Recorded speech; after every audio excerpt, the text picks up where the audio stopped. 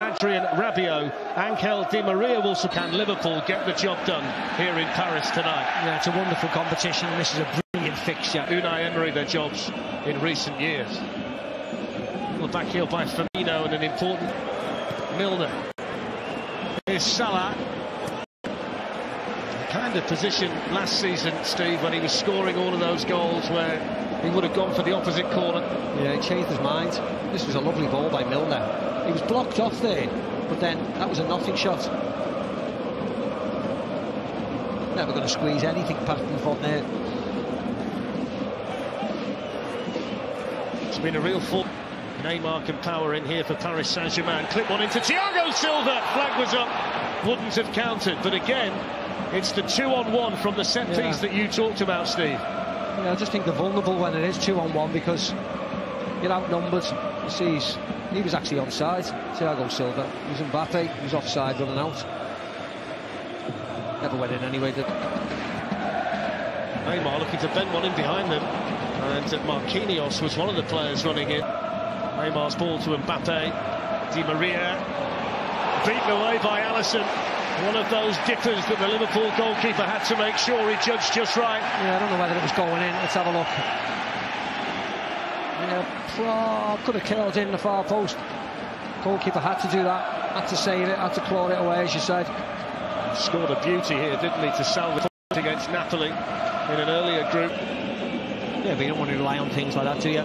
You just want to get the business done. PSG are looking to play the game at a really high tempo. Here's Mbappe with his first chance. And Kylian Mbappe is playing it behind Edinson Cavani. Bernat squeezes the ball in. Paris Saint-Germain score the first goal inside 15 minutes. And it's Juan Bernat with his second goal of the season after Liverpool had just switched off inside their own penalty area. PSG 1, Liverpool 0.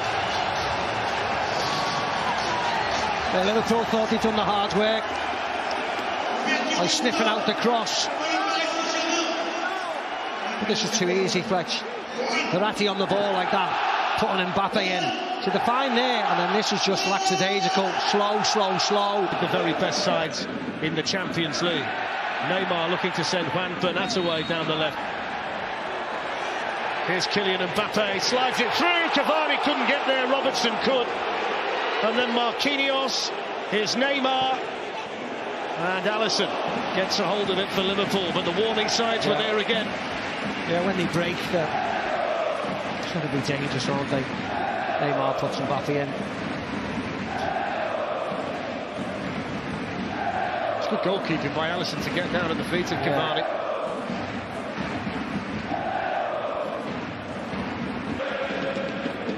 Mbappe to Neymar. Milner was in there and he's fouled him. The referee's pulled it by the captain Jordan Henderson. Lifted forward here towards Mo Salah. Almost sneaked in behind Bernat.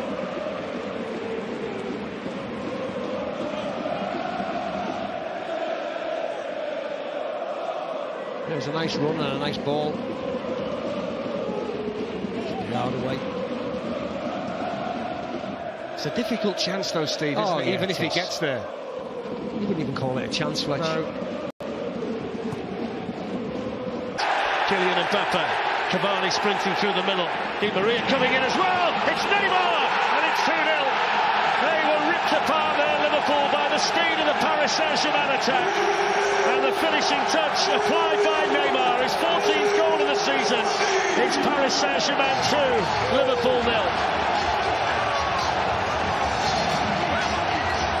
Absolutely torn apart. Liverpool giving the ball away really easily. Nice 1-2, Mbappe, Neymar. And as soon as he puts him in, the white shirts are streaming forward. Can't catch him up. Keeper just great there. Can't do anything about that. Touched by Cavani, saved by Alisson. Neymar, who arguably starts the move off 50 yards prior. That's a simple tap in. Needs to pick out the cross. Firmino was attacking it and put it back into a decent area. Really looking forward to seeing how the two teams playing. PSG on the move straight away, and he was through there, Cavani. Runs away from Kera. Di Maria gets in. Foul. It's a foul, but what is it? Here comes Milner, who scores and gives Liverpool exactly what they need. on the stroke of half-time. Paris Saint-Germain 2, Liverpool 1. Ice running through the veins of James Milner. Yeah, Mr. Reliable when he steps up to take the penalty. Normally goes right, flipped it to the left this time. Buffon's done his homework, and so was Milner. Liverpool back in the game, right on the stroke of half-time. In many ways, Macca, it's almost the opposite to what we saw at Anfield, where Liverpool were cruising at 2-0 and Meunier got a goal and changed it round a little bit. Set piece. Cleared away by Cavani, not very far. Here's Mo Salah, Firmino. And Kimpembe read the intentions of Firmino. Cavani starts his run, Marquinhos! He got the last touch, but the flag denies him. I don't know whether Thiago Silva would have been offside behind him, Fletch. He makes a later on Thiago Silva, but they are offside. Marquinhos is offside. And I think Thiago Silva would have been onside if he... Wasn't the best of balls by Cavani, and now there's a bit of space here for Firmino for Liverpool, but that's not a good enough cross. As they move the ball around, as Neymar breaks. Joe Gomez had got a yard on him. Still got the shades on. Leonardo DiCaprio. I think it's a waxwork, he hasn't moved. No, just stay with him. Neymar's going to hit one. Never really got the power to it. And he'll come again now through Robertson. Deflected. Firmino couldn't guide the header. No, a couple of opportunities there for Liverpool. It's a difficult chance, deflection off to Maria. Just can't get his head around it. Somebody's down in the box yet again. I think it's Thiago Silva, Macca. Neymar. Away from Gomez, Van Dijk across, down went Neymar. Referee said Van Dijk got the ball. The referee was ideally placed. I think it was here it is. Yeah, he gets the ball, doesn't he? He tries to come back and it's his left leg there. Van Dijk gets the ball. He's ideally placed, the referee.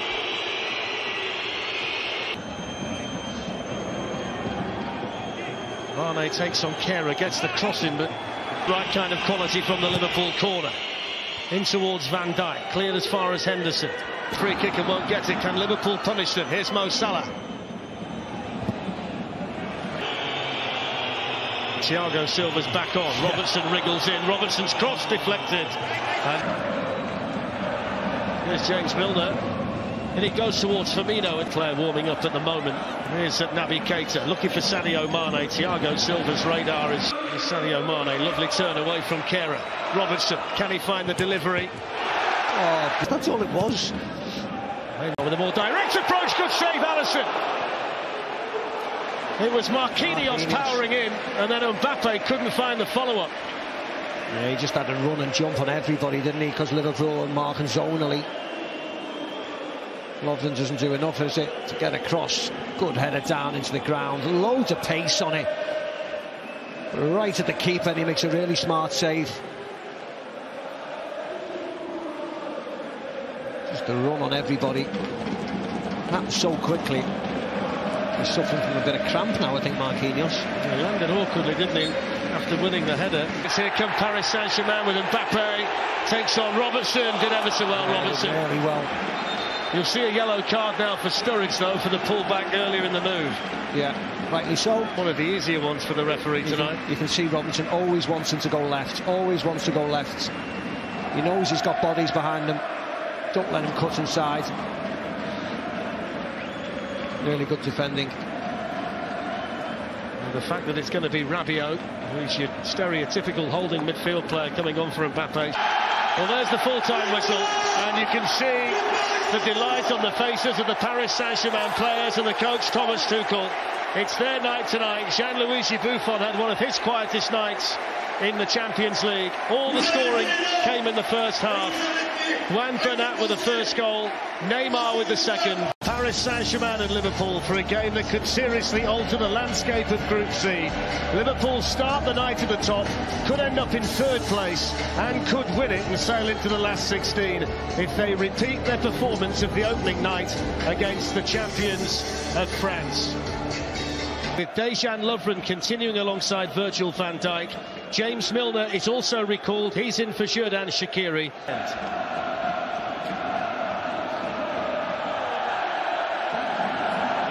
There's Marquinhos in midfield alongside Marco Verratti. He's preferred to Adrien Rabiot. Angel Di Maria will can Liverpool get the job done here in Paris tonight. Yeah, it's a wonderful competition. This is a brilliant fixture. Unai Emery, their jobs in recent years. Well, back heel by Firmino and an important Milner. Here's Salah.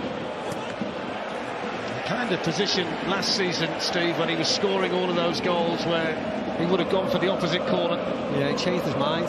This was a lovely ball by Milner. He was blocked off there. Then that was a nothing shot. Never going to squeeze anything past him from there. It's been a real fun. Neymar can power in here for Paris Saint-Germain. Clip one into Thiago Silva. Flag was up. Wouldn't have counted. But again, it's the 2-on-1 from the set piece that you talked about, Steve. Yeah, I just think they're vulnerable when it is 2-on-1 because you're outnumbered. You see, he was actually onside. Thiago Silva. He was Mbappe. He was offside running out. Never went in anyway, did Neymar looking to bend one in behind them. And Marquinhos was one of the players running in. Neymar's to Mbappe.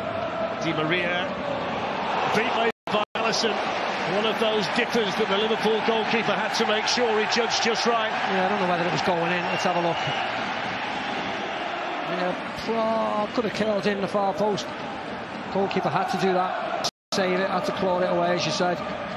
Scored a beauty here, didn't he, to salvage a point against Napoli in an earlier group. Yeah, but you don't want to rely on things like that, do you?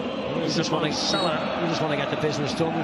PSG are looking to play the game at a really high tempo. Here's Mbappe with his first chance, and he dragged Maria. Here's Kylian Mbappe. He's playing it behind Edinson Cavani. Bernat squeezes the ball in.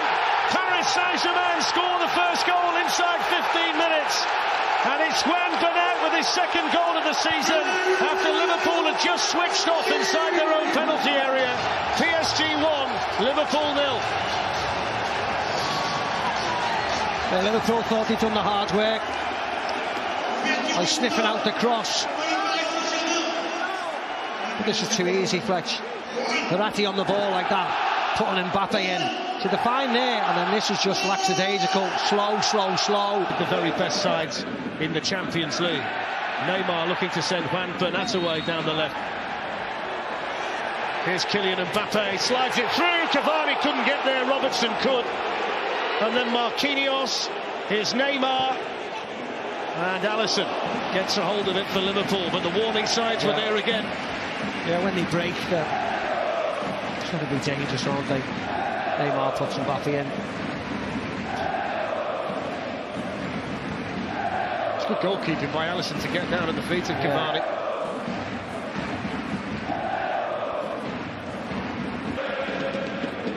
Mbappe to Neymar. Milner was in there, and he's fouled him. The referee's pulled it by the captain, Jordan Henderson. Lifted forward here towards Mo Salah. Almost sneaked in behind Bernat.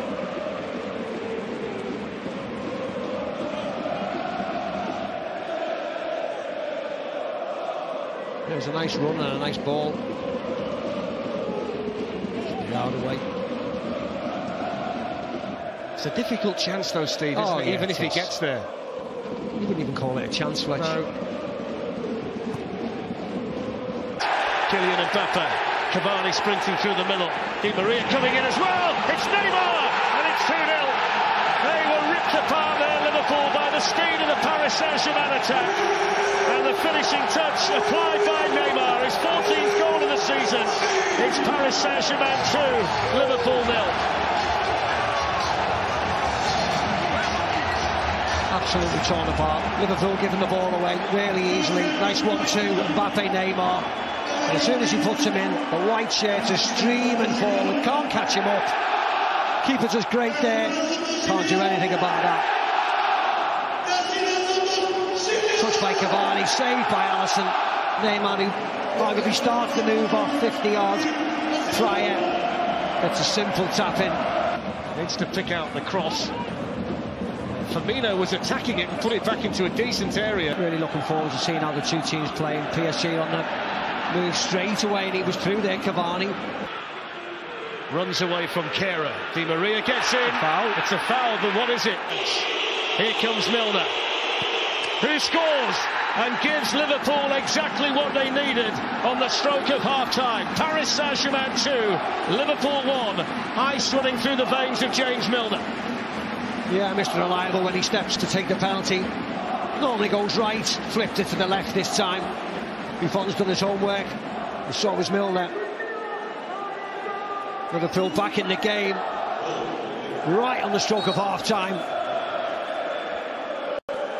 In many ways, it's almost the opposite to what we saw at Anfield, where Liverpool were cruising at 2-0 and Mounier got a goal and changed it round a little bit. Set piece. Cleared away by Cavani, not very far. Here's Mo Salah, Firmino. Kimpembe read the intentions of Firmino. Cavani starts his run. Marquinhos! He got the last touch, but the flag denies him. I don't know whether Thiago Silva would have been offside behind and Fletch. He makes a later on Thiago Silva, but they are offside. Marquinhos is offside. And I think Thiago Silva would have been onside if he... Wasn't the best of balls by Cavani, and now there's a bit of space here for Firmino for Liverpool, but that's not a good enough cross. As they move the ball around, as Neymar breaks. Joe Gomez had got a yard on him. Still got the shades on. Leonardo DiCaprio. I think it's a waxwork, he hasn't moved. No, just stay with him. Neymar's going to hit one. Never really got the power to it. And he'll come again now through Robertson. Deflected. Firmino couldn't guide the header. No, a couple of opportunities there for Liverpool. It's a difficult chance, deflection off to Maria. Just can't get his head around it. Somebody's down in the box yet again. I think it's Thiago Silva, Maka. Neymar. Away from Gomez, Van Dijk across, down went Neymar. Referee said Van Dijk got the ball. The referee was ideally placed. It was here it is. Then he gets the ball, doesn't he? Tries to come back and it's his left leg there. Van Dijk gets the ball. He's ideally placed, the referee.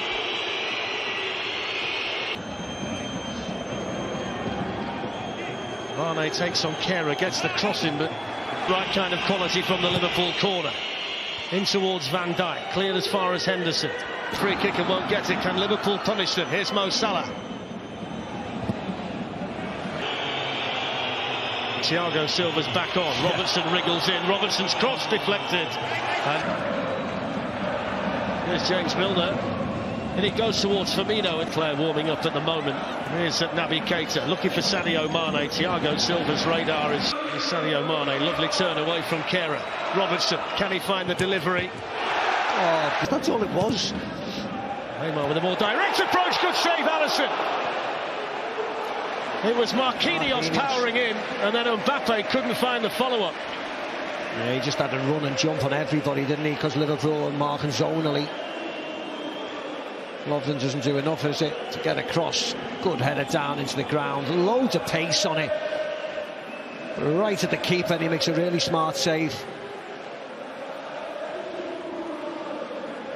Just a run on everybody. Happened so quickly. He's suffering from a bit of cramp now, I think, Marquinhos. He landed awkwardly, didn't he, after winning the header. Here comes Paris Saint-Germain with Mbappe. Takes on Robertson. Did ever so well, Robertson. Really well. You'll see a yellow card now for Sturridge, though, for the pullback earlier in the move. Yeah, rightly so. One of the easier ones for the referee tonight. You can see Robertson always wants him to go left. Always wants to go left. He knows he's got bodies behind him. Don't let him cut inside. Really good defending. And the fact that it's going to be Rabiot, who's your stereotypical holding midfield player, coming on for Mbappe. Well, there's the full-time whistle, and you can see the delight on the faces of the Paris Saint-Germain players and the coach Thomas Tuchel. It's their night tonight. Gianluigi Buffon had one of his quietest nights in the Champions League. All the scoring came in the first half. Juan Bernat with the first goal, Neymar with the second. Paris Saint-Germain and Liverpool for a game that could seriously alter the landscape. Group C. Liverpool start the night at the top, could end up in third place and could win and sail into the last 16 if they repeat their performance of the opening night against the champions of France. With Dejan Lovren continuing alongside Virgil van Dijk, James Milner is also recalled. He's in for Xherdan Shaqiri.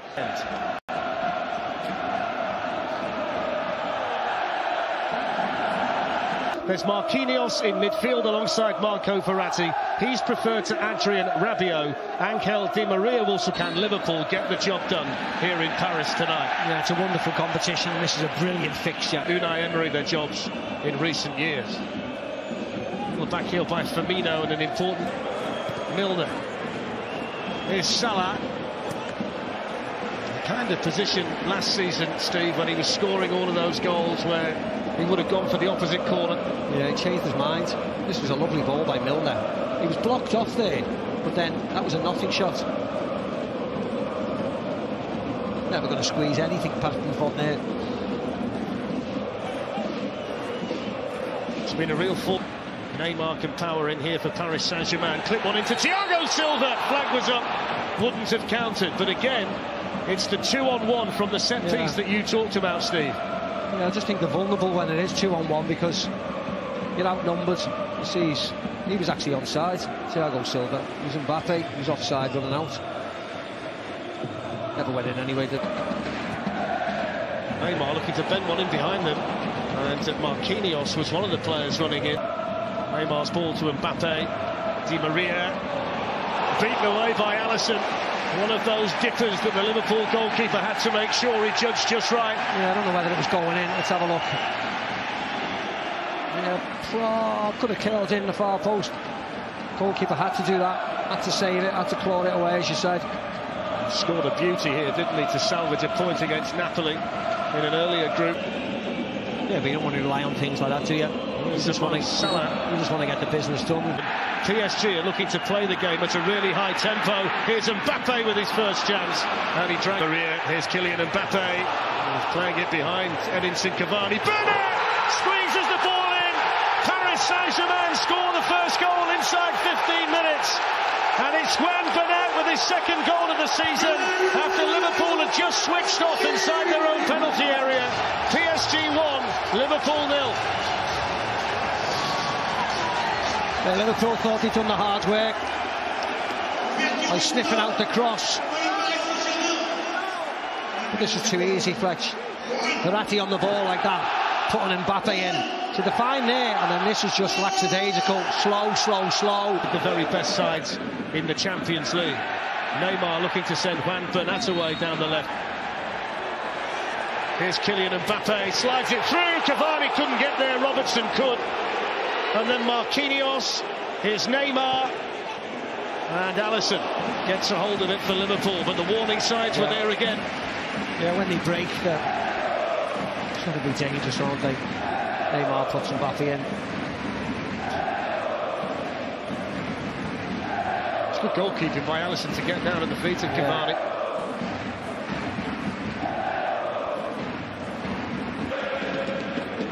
Mbappe to Neymar.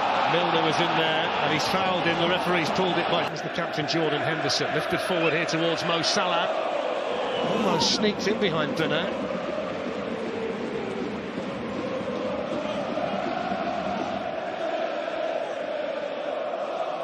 There's a nice run and a nice ball. Yard away. It's a difficult chance though, Steve, isn't it? Yeah, even if he gets there.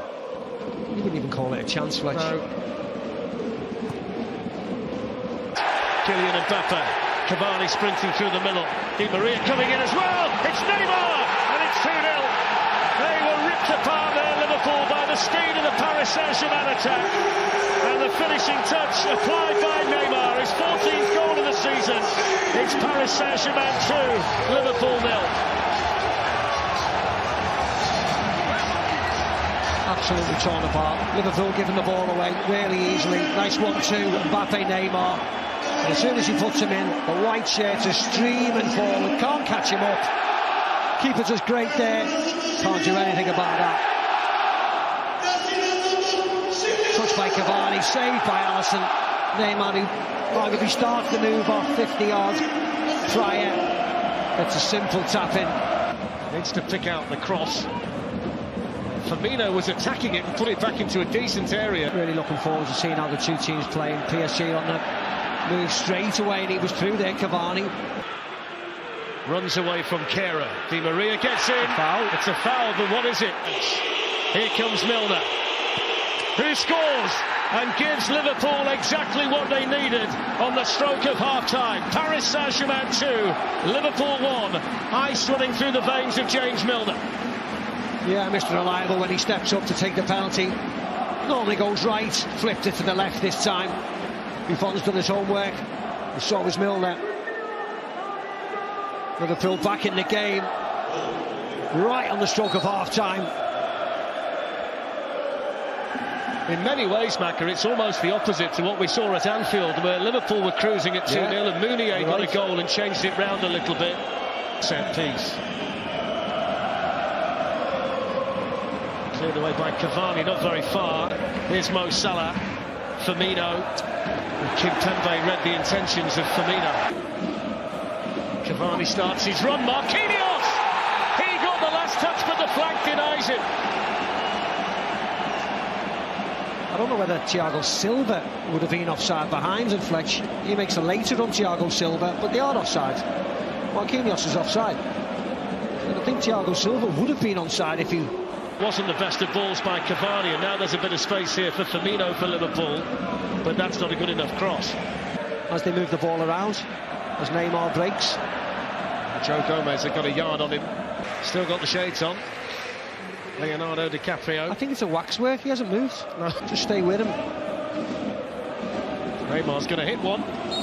Never really got the power to it. And he'll come again now through Robertson. Deflected. Firmino couldn't guide the header. No, a couple of opportunities there for Liverpool. It's a difficult chance, deflection off to Maria. Just can't get his head around it. Somebody's down in the box yet again. I think it's Thiago Silva, Macca. Neymar. Away from Gomez, Van Dijk across, down went Neymar. Referee said Van Dijk got the ball. The referee was ideally placed. I think it was a... Here it is. Yeah, he gets the ball, doesn't he? He tries to come back and it's his left leg there, Van Dijk gets the ball. He's ideally placed, the referee.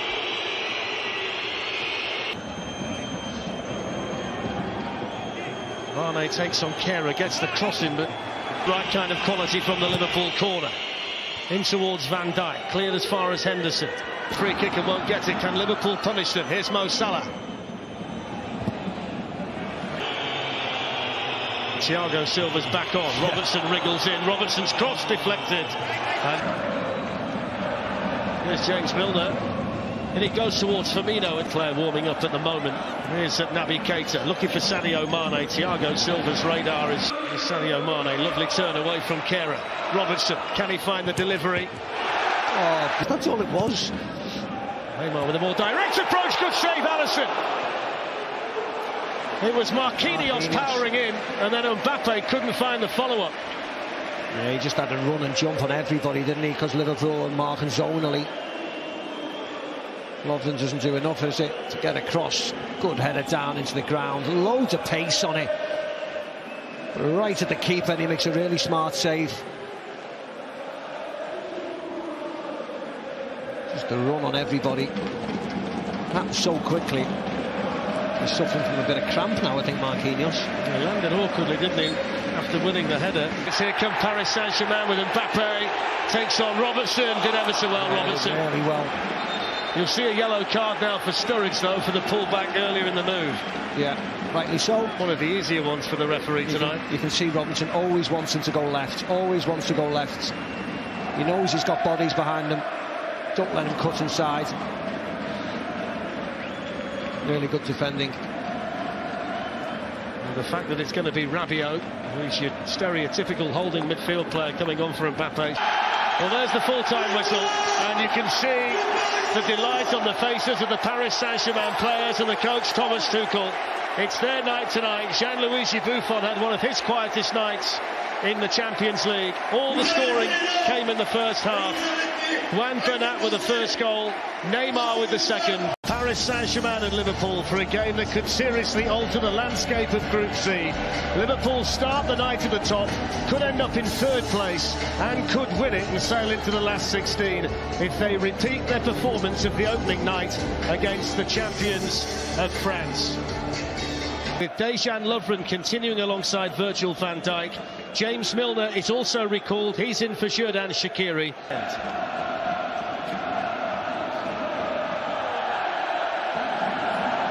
There's Marquinhos in midfield alongside Marco Verratti. He's preferred to Adrien Rabiot. Angel Di Maria will can Liverpool get the job done here in Paris tonight. Yeah, it's a wonderful competition. This is a brilliant fixture. Unai Emery, their jobs in recent years. Well, back heel by Firmino and an important Milner. Here's Salah.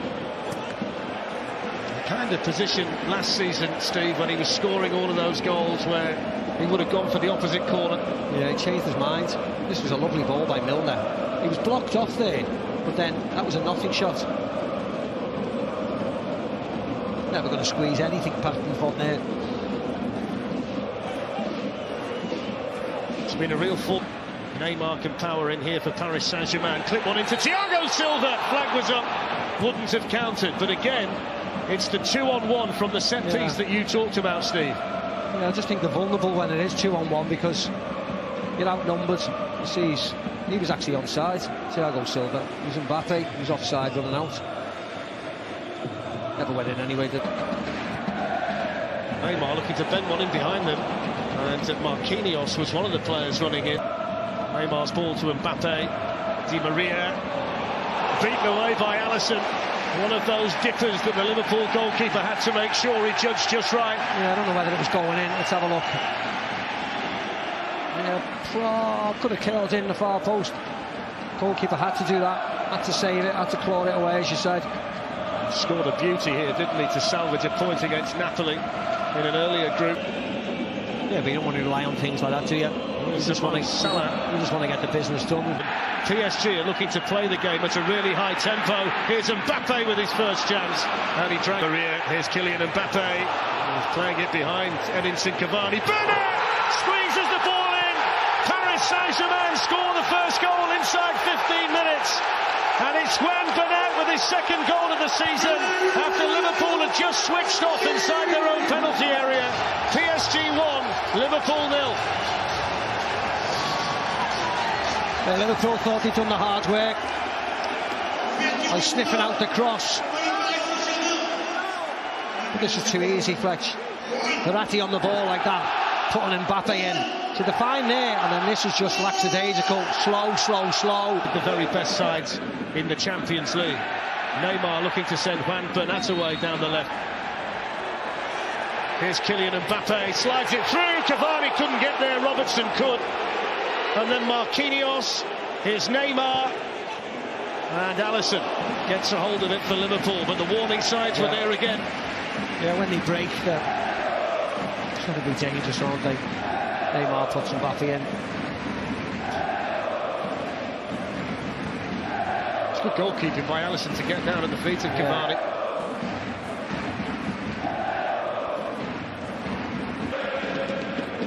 Mbappe to Neymar. Milner was in there and he's fouled him. The referee's pulled it by the captain Jordan Henderson. Lifted forward here towards Mo Salah. Almost sneaked in behind Bernat.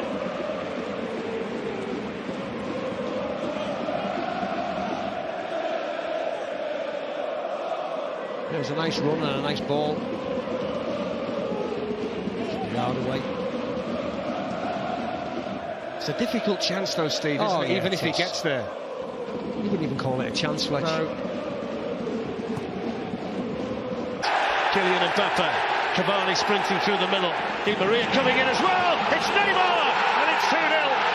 They were ripped apart there, Liverpool, by the speed of the Paris Saint-Germain attack, and the finishing touch applied by Neymar, his 14th goal of the season. It's Paris Saint-Germain 2, Liverpool 0.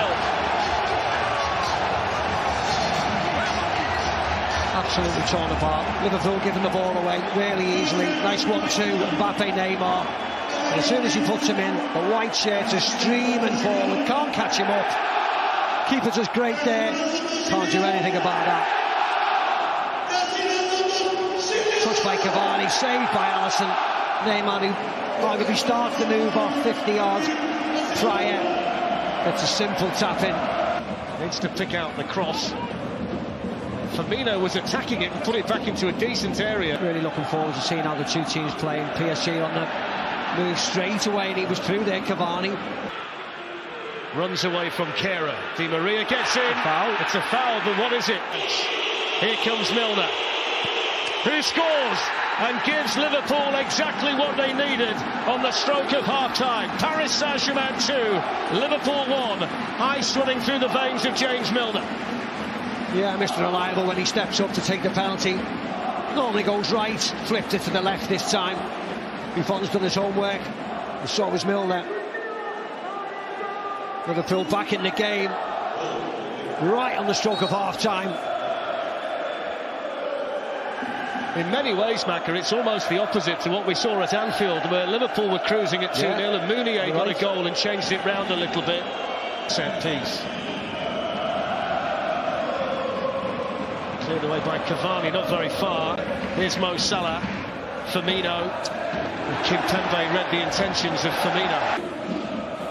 Cavani starts his run. Marquinhos! He got the last touch, but the flag denies him. I don't know whether Thiago Silva would have been offside behind and Fletch. He makes a later run, Thiago Silva, but they are offside. Marquinhos is offside. And I think Thiago Silva would have been onside if he... Wasn't the best of balls by Cavani, and now there's a bit of space here for Firmino for Liverpool, but that's not a good enough cross. As they move the ball around, as Neymar breaks. Joe Gomez had got a yard on him. Still got the shades on. Leonardo DiCaprio. I think it's a waxwork, he hasn't moved. No. Just stay with him. Neymar's going to hit one. Never really got the power to it. He'll come again now through Robertson. Deflected. Firmino couldn't guide the header. No, a couple of opportunities there for Liverpool. It's a difficult chance, deflection off to Maria. Just can't get his head around it. Somebody's down in the box yet again. I think it's Thiago Silva, Macca. Neymar. Away from Gomez, Van Dijk across, down went Neymar. Referee said Van Dijk got the ball. The referee was ideally placed. It was here it is. Yeah, he gets the ball, doesn't he? Tries to come back, and it's his left leg there. Van Dijk gets the ball. He's ideally placed, the referee.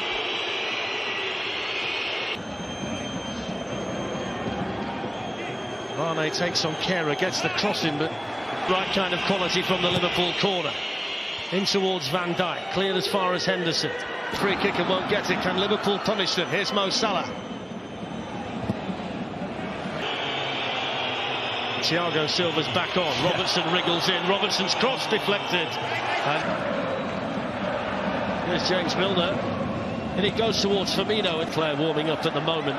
Here's Naby Keita looking for Sadio Mane. Thiago Silva's radar is Sadio Mane. Lovely turn away from Kehrer. Robertson, can he find the delivery? Oh, that's all it was. Neymar with a more direct approach. Good save, Alisson. It was Marquinhos powering in, and then Mbappe couldn't find the follow-up. Yeah, he just had to run and jump on everybody, didn't he? Because Liverpool and marking zonally. Lovren doesn't do enough, is it, to get across. Good header down into the ground. Loads of pace on it. Right at the keeper, and he makes a really smart save. Just a run on everybody. Happened so quickly. He's suffering from a bit of cramp now, I think, Marquinhos. He landed awkwardly, didn't he, after winning the header. Here come Paris Saint-Germain with Mbappe. Takes on Robertson. Did ever so well, Robertson. Very well. You'll see a yellow card now for Sturridge, though, for the pullback earlier in the move. Yeah, rightly so. One of the easier ones for the referee tonight. You can see Robinson always wants him to go left, always wants to go left.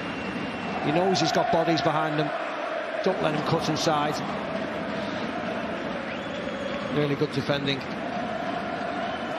And the fact that it's going to be Rabiot, who's your stereotypical holding midfield player, coming on for Mbappe.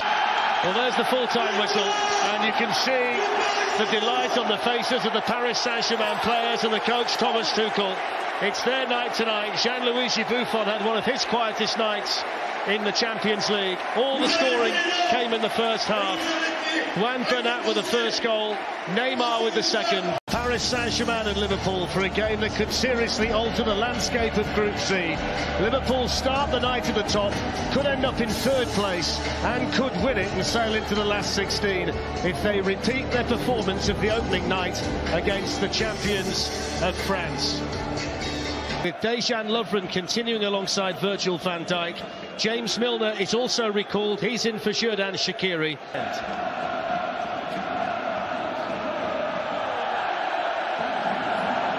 There's Marquinhos in midfield alongside Marco Verratti. He's preferred to Adrien Rabiot. Angel Di Maria will can Liverpool get the job done here in Paris tonight. Yeah, it's a wonderful competition. This is a brilliant fixture. Unai Emery their jobs in recent years.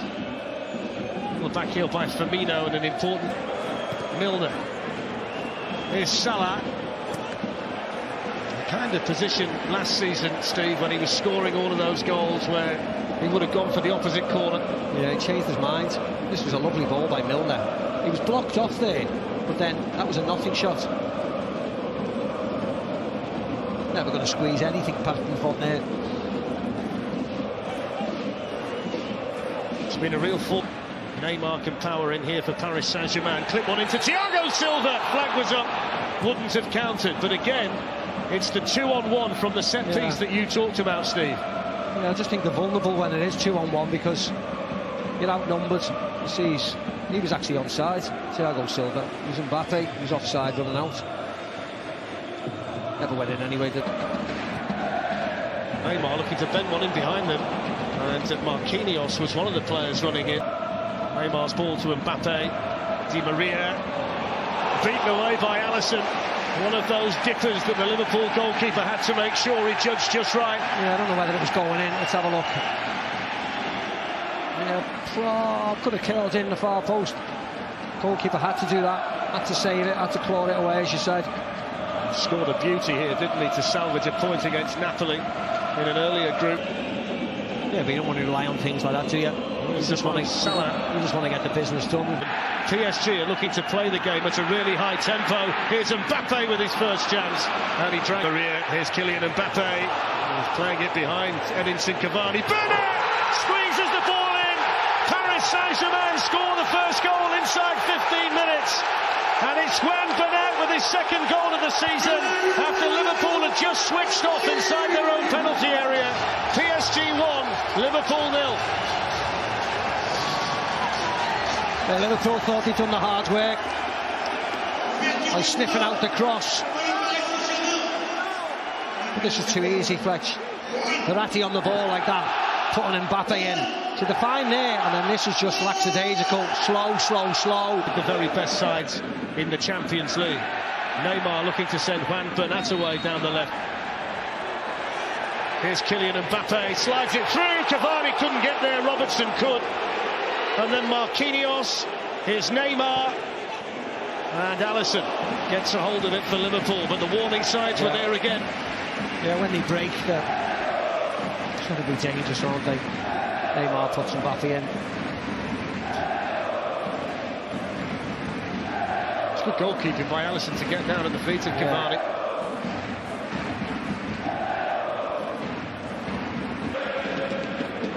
Mbappe to Neymar. Milner was in there and he's fouled him. The referee's pulled it by the captain Jordan Henderson. Lifted forward here towards Mo Salah.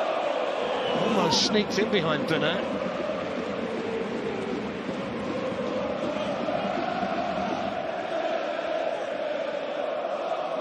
There's a nice run and a nice ball.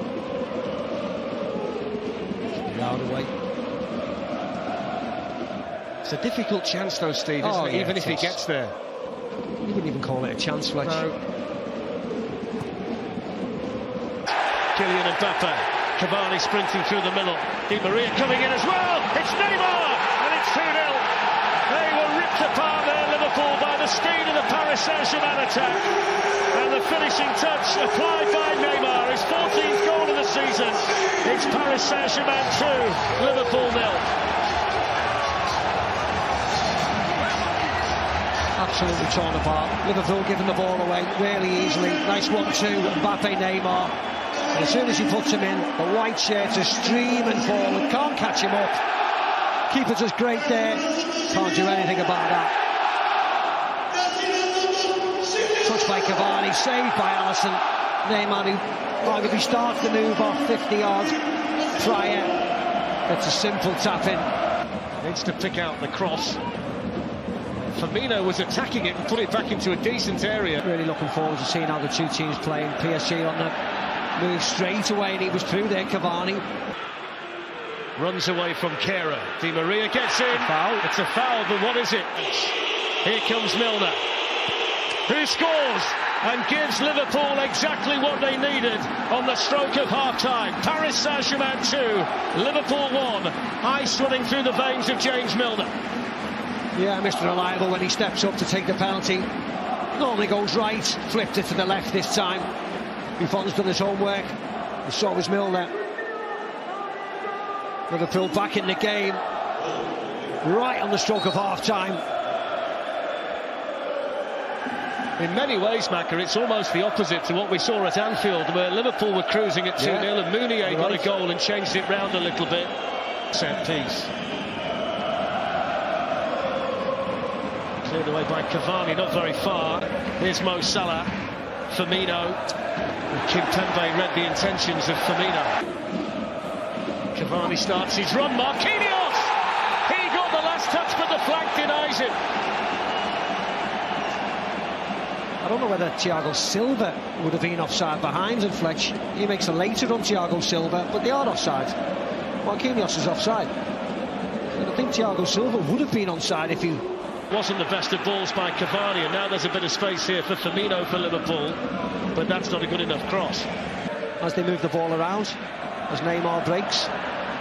Joe Gomez had got a yard on him, still got the shades on.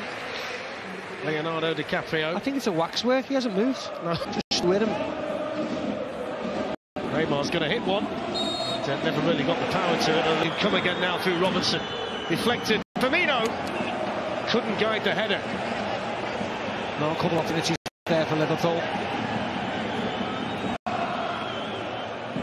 It's a difficult chance, deflection off to Maria. Just can't get his head around it. Somebody's down in the box yet again. I think it's Thiago Silva, Macca. Away from Gomez, Van Dijk cross, down went Neymar. Referee said Van Dijk got the ball. The referee was ideally placed. It was a... Here it is. Then he gets the ball, doesn't he? He tries to come back and it's his left leg there. Van Dijk gets the ball. It was ideally placed, the referee.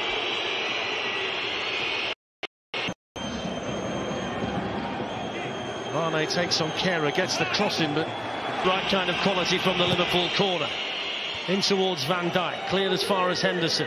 Free kicker won't get it. Can Liverpool punish them? Here's Mo Salah. Thiago Silva's back on. Robertson wriggles in. Robertson's cross deflected. It is, you know, players move around a lot more. There's not as much loyalty from players, not much loyalty from clubs. It's just what happens. You know, a lot of these internationals are all friends at some point. But I think once they cross that white line, today will be fast, will be furious. And we just talked about off air. The result could pretty much be anything. Anything you think it is at home, in the garden, on the motorway, whatever you're doing, it could be all of that. And a little bit of stardust as Alan Davis waves at Danny Mills as the comedian and the QI star goes to take his place. Just in front of our friend the cab driver. So Danny Mills and John Murray for what should be a very entertaining afternoon on a blustery spring North London Sunday. Yes, it is, isn't it? It's a very very much a March afternoon here in North London. Blue sky, breezy. It is a little chilly, and the team's walking out. Manchester United without their tracksuit tops on. They're wearing their what do we call it, battleship grey coloured kit, shirts, shorts, socks, white trim, but Manchester United just limbering up now in their half to our right, whereas Arsenal walking out with their black tracksuit tops on with the red stripe down the back. They've peeled them off. They've handed them all to the kit man who's out there, who's carrying them off the field in a great big bundle. And the Arsenal players now gathering in the centre circle and giving that wave around the stadium that they always do. And then just one or two final pats on the back amongst the Arsenal players before we get underway. So the teams for this game in full. Arsenal making 5 changes from Thursday night. So Leno is back in goal. 3 central defenders, Socrates, who was sent off in Rennes on Thursday night, Koscielny and Monreal, Maitland-Niles and Kolasinac as the wing-backs. And then we'll see how it works in centre field. Xhaka with Ramsey, Mesut Ozil, who we think will be pushing forward behind the front two of Aubameyang and Lacazette. Just seeing now, Arsenal with their captain Laurent Koscielny arriving in the centre circle, and Ashley Young is called forward as well, and they shake hands with the officials. It's John Moss who's the referee for this one, just lining up for their photograph, and then he will toss the coin. And the Manchester United team, 3 changes from Paris. So Paul Pogba is available domestically after his Champions League suspension. He comes back in. Dalot starts, who hit the shot. Aubameyang for Manchester United. De Gea is in goal. Looks like it's a back three of young, Smalling. Wednesday evening, and Nemanja Matic. This is BBC Radio 5 Live. Unfortunately, due to rights restrictions, we're not able to bring you the current sports commentary on this platform. You may be able to listen on an this afternoon, and both sides had very differing fortunes in Europe this week, with Arsenal going down unexpectedly to Rennes, while Manchester United unexpectedly winning at PSG. The sides are in, and it's Leno in goal for Arsenal with a back three of Socrates, Koscielny and Monreal. 4 across the middle of Maitland-Niles, Ramsey, Xhaka and Kolasinac, with Ozil playing behind Lacazette and Aubameyang for Manchester United. De Gea is in goal. Looks like it's a back three of young, Smalling. Well, it's a very well welcome, and thank you for joining us on this independent off-tube studio commentary. It's the game at the Emirates, where Arsenal take on Manchester United, a game that's always been regarded as a sort of a top-of-the-table clash. It's become more of a sort of a fight for the top 4 now, with both Arsenal and Manchester United just a little bit away from the title race, but we're hoping it should still be a very entertaining game. Myself, Paul Shabakovic and Dan McCarthy taking you through the action this afternoon. Both sides, of course, having very differing fortunes in Europe this week. Manchester United unexpectedly winning away in Paris, and of course Arsenal unexpectedly losing 3-1 away at Rennes. So both sides will go into this game with something to prove. Yeah, they certainly will, and it'll be a big test of just how much momentum can affect things. Of course, Manchester United will be on a real crest of a wave after coming back and beating PSG, regarded as one of the best teams in Europe, managing to score 3 away goals with that late penalty. And similarly, Arsenal, they went to France in midweek with everyone expecting them to win, and it was fairly comfortable in the end for Rennes with that 3-1 victory. So definitely things to prove for both sides. I think Arsenal's team selection has been very bold for this game. I think you can probably count on one hand the amount of times that Ramsey, Ozil, Lacazette and Aubameyang, all 4 of those, have started in the game. But Manchester United have looked a good prospect, whoever plays under Ole Gunnar Solskjaer. They have. They've been a completely different side since Solskjaer took over. Just to remind you of the team, it is Leno in goal for Arsenal, with Socrates, Koscielny and Monreal as a back 3 for Arsenal. Then it's Maitland-Niles, Ramsey, Xhaka and Kolasinac as a 4 in midfield, with Ozil playing in the number 10 role behind Lacazette and Aubameyang. For Manchester United, there's some discussion as to what their tactic was going to be, but it looks like it's a standard David De Gea in goal, with a back 4 of Young, Smalling, Lindelof and Shaw.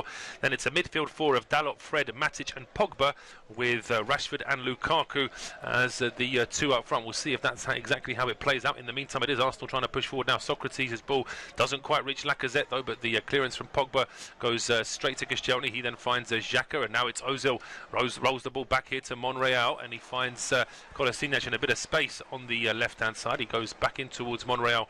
Arsenal looking to try and keep a bit of early possession. Mesut Ozil now sending the ball forward to Aubameyang. One touch out towards Kolasinac. He's looking to get an early ball in, which he does, and it's very close to Lacazette, and the cross itself was also very close to actually going in. Yeah, brilliant ball from Kolasinac, who's a really good fullback when it comes to getting forward, and Arsenal playing three at the back, allowing more of a licence to get there. Lacazette got in between the two Manchester United defenders, stuck a leg out, and it was just inches away from being guided into the back of the net. Very close indeed. A good start there from Arsenal. Would have been an amazing start. They could have scored from that particular move. As it is, it's just going to be a goal kick to Manchester United, and David De Gea will be clearing his lines.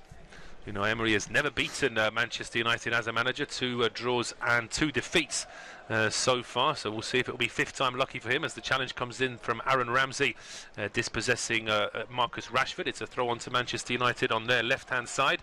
United in their all sorts of dark blue away kit this afternoon. Arsenal is always in red with the white trim as the Gunners win the ball back now. The ball is played down the right hand side by Maitland-Niles, but it was to no one in particular. Lindelof now picking the ball up for United, plays it to Fred, who's just getting back into this. So we saw a quick stat before kickoff. This is only his 2nd start since Boxing Day.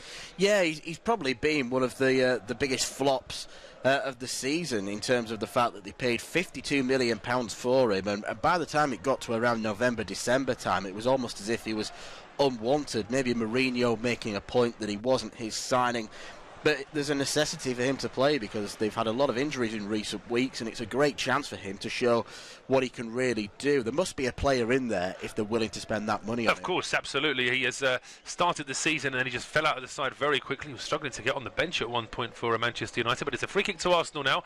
Long, deep ball from Xhaka, just about kept alive here by Kolasinac, back into the penalty area. Header from Lukaku, hooked back in by Koscielny. An attempted overhead kick from Pierre-Emerick Aubameyang. The United players were looking towards the linesman, expecting a flag. The flag never went up, but Aubameyang's overhead kick goes over the bar anyway. But early promising signs here for Arsenal. Yeah, there certainly is. Throwing lots of men forward. I do like the look of their team selection today. Mesut Ozil has got a lot of pace in front of him, so by that logic he'll have space in which to try and utilise his magic, because on his day he can be magic in that number 10 role. Aaron Ramsey will get forward. I think the presence of Maitland-Niles as that energetic man at right wing-back has allowed Unai Emery to make this team selection. He has. He's been very bold, as you mentioned, but Arsenal win the ball back quickly in midfield. They're on the attack again now. It's spread out towards the right-hand side. Here's Maitland-Niles. Feeds the ball into the penalty area now for Lacazette. He's under a bit of pressure. Gets a cross in, which deflects off Lindelof. It's going to be an Arsenal ball. I couldn't tell whether it went out for a corner or a throw. It might be a corner kick, considering how many players are now congregating inside the penalty area. We just saw a stat there. Aubameyang has 7 goals and 3 assists in his last 8 home games, so he really does like playing at the Emirates. Pierre-Emerick Aubameyang, but it is going to be a corner to Arsenal. In swinger from Granit Xhaka towards that near post, but Lacazette gets his bearings all wrong, and that header goes a long way wide. Yeah, I think the delivery was just a little bit too low for Lacazette to try and guide it back towards goal. Did the best with what he could, but a very positive and energetic start from Arsenal in this game, because as mentioned, they do have a point to prove. Unai Emery is almost coming under pressure, because a lot of Arsenal fans are feeling that there's no difference now between this Arsenal team and the one that Arsene Wenger departed with. Well, I would argue that there's still a lack of solid defenders. I think they signed a couple in the summer, didn't they? But Lichtstein has proved to be more of a sort of squad man rather than being that sort of tough player that they probably wanted from him. Mustafi isn't the same. Obviously, he's not a signing this summer, but Mustafi seems to have lost his way a little bit. Socrates, I'm not too sure about as a regular Premier League starter either.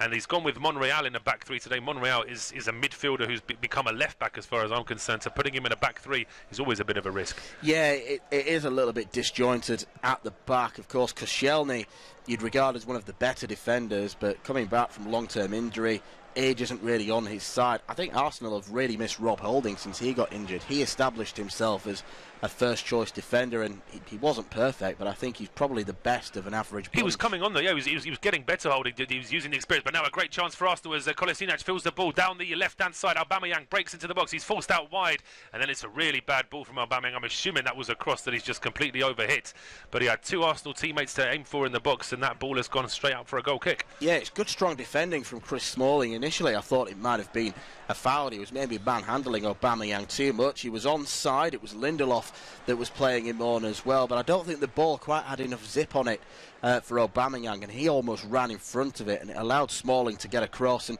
get the challenging. So good defending from him. Was good defending from Smalling. 200th Premier League appearance for Chris Smalling this afternoon. Clearance from De Gea up towards the halfway line. Sliding challenge there from Aaron Ramsey. Almost gets the ball through to Lacazette, but there is Luke Shaw, and he can go back to Lindelof. Long ball from Lindelof now towards the right-hand side for Diogo Dalot, but Arsenal now have it back in midfield, and here is Ramsey again. Finds Xhaka under pressure, but he goes quickly. Arsenal really are trying to get an early start, a quick start, and a strike coming in now from Aubameyang, but bouncing ball. He felt like he could get a shot away, but that one goes a long way over the bar. Yeah, good attempt by Pierre-Emerick Aubameyang. One of those where it is a bouncing ball, and it's one that, you know, you'd maybe score 1 in every 20 of those shots that you take, but comfortably wide. So it's been a very good start for Arsenal here at the Emirates against Manchester United. Unai Emery's men have seen pretty much all of the ball in attack in these first few minutes. They've had a couple of good half chances as well. Good couple of runs from Kolasinac down the left-hand side, getting a ball into Lacazette. He couldn't quite get his shots away. There was also a chance for Aubameyang, but he overhit his cross from the left-hand side, and just now we've seen an attempted volley from Aubameyang going a long way over the bar. Manchester United have indeed gone with a back four. There was some discussion about what kind of tactic they would use. It's a bit more standard than like you would normally expect from them, but at the moment they're struggling to get into the game at all, and it is Arsenal looking good. It's still 0-0 though. Yep, as the ball's knocked up down the right-hand side. Manchester United, we've barely seen anything of them from an attacking entity so far. Pogba and Rashford being very quiet so far, but they're on the ball now with Luke Shaw on this near side. He's got Rashford and Pogba near him. Good 1-2 between him and Pogba. Luke Shaw crosses it to the back post, and it's hit against the crossbar. Pogba gets it back across. Fred steaming in, and he couldn't quite do anything with that, but the danger not over yet as it's played now to Diogo Dalot, whose shot is charged behind only as far as Ashley Young. Young crosses the ball in to the back post. Lukaku gets up, and Leno gets it, but a few really good chances there for Manchester United. Out of nowhere, Manchester United really not getting into the game at all, and suddenly a ball into the box, and all of a sudden Arsenal looked quite vulnerable, and United looked like they were going to score. The ball hitting the bar in the end. Gunners surviving, and they're trying to bring the ball out now down the left-hand side.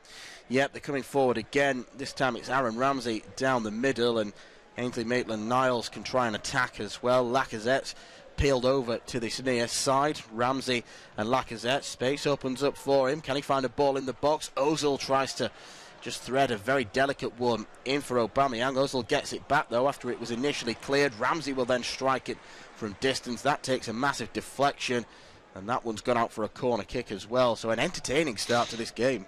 It really is, and Arsenal now trying to get back on top after that little bit of a scare there from Manchester United in attack. They've got this corner kick on the right-hand side. So we'll just have to wait and see how they want to take this one. I think it is going to be an in-swinger either from Xhaka or from Ozil. It may well be that they're both in that corner trying to work out a short ball. No, it is just going to be Granit Xhaka whipping it straight in towards the edge of the 6-yard box. A poor delivery, really. Easy header away there from Diogo Dalot. And it's going to be a throw to Arsenal now on their right-hand side. Xhaka looks like he's going to take it himself. We may actually end up leaving this for Maitland-Niles, who now trots across, and he has a couple of options. Ozil is close by, but he chooses to go backwards towards Socrates, who's just inside the Manchester United half. He then plays it back to Monreal, who is on the halfway line. And he now moves the ball forward slowly for Arsenal. No real pressing from Manchester United, who are sat back relatively deep, apart from, looks like it's Pogba almost playing in a 3 behind Rashford, alongside Rashford and Lukaku. It might have just been the way he was pressing that last move, but he's given a free kick away there, Paul Pogba, on the halfway line, just pushing Granit Xhaka. John Moss, our referee, giving Arsenal the free kick. Yeah, clear shove from Paul Pogba. It's a bit of a surprise to see the fact that Pogba is playing on this left-hand side. I would expect him to kind of join in the middle much more often and getting behind Rashford and Lukaku, because Pogba, since Jose Mourinho's departure, has proven that he's probably one of the best midfielders in the league. It's the talent that we all knew that he had. Never quite unlocked it, but he's been excellent since he has been. Solskjaer took charge. That goal-scoring stat, I think, sort of says it all, really. I think he's got something like 23 goals for Manchester United in his whole time here, and he's got 10 of them under Solskjaer, so it just shows you that he's completely become a different player since Mourinho has left. But Manchester United now struggling to keep possession in midfield as Kolasinac wins the ball back here for Arsenal. Tries to go down the left-hand side. He runs the ball into Fred. It is going to be a throw to Arsenal, though. Xhaka now holding on to the ball in midfield. And Manchester United are just starting to sort of fill out their half a little bit better. I think they were a little bit surprised by how quickly Arsenal got into this game, just making it a little bit more difficult for the Gunners now as Maitland-Niles finds Lacazette at the edge of the area. Here goes back to Wards. Oh, what a strike! Whoa. That is from Xhaka, and it's completely snookered David De Gea there. I don't know what he was looking at. He just couldn't see the ball at all. A strike from distance, and the goalkeeper barely moves for it. It was a good strike, but it seems savable to me, but it's Arsenal who take the lead. I'm amazed that it beat David De Gea, actually. It didn't look like it had any sort of deflection, as Xhaka is he's celebrating with Alexander Lacazette. The ball came back to him, and I think it must have been the swerve and dip of the ball that completely caught David De Gea out. Unless one of his defenders was in the way, no, I can't see that there's any... we need to see another replay of this from behind the goal. I mean, is there anything in the way as this shot comes in? I think he's just wrong-footed by it. Perhaps the fact that the ball's sort of going across him, he puts his laces through it, Granit Xhaka, and De Gea's got in the wrong way and he can't recover. It's an amazing goal for De Gea to concede. So after this positive start from Arsenal, they have taken the early lead. In the meantime, there was a good opportunity for Manchester United, their only one really in this game, and they actually struck the bar. But Arsenal were able to clear their lines quickly, go up the other end. And Granit Xhaka's hit a shot from around 25 yards out, which has completely hoodwinked David De Gea. It's hard to understand why, really. He seemed to be moving to the left side of his goal. The shot then goes across him, and he sort of loses his balance, and it looks like he's let a fairly routine shot into the back of the net. But Arsenal, who have made the much better start in this game, have now taken the lead. It's 1-0.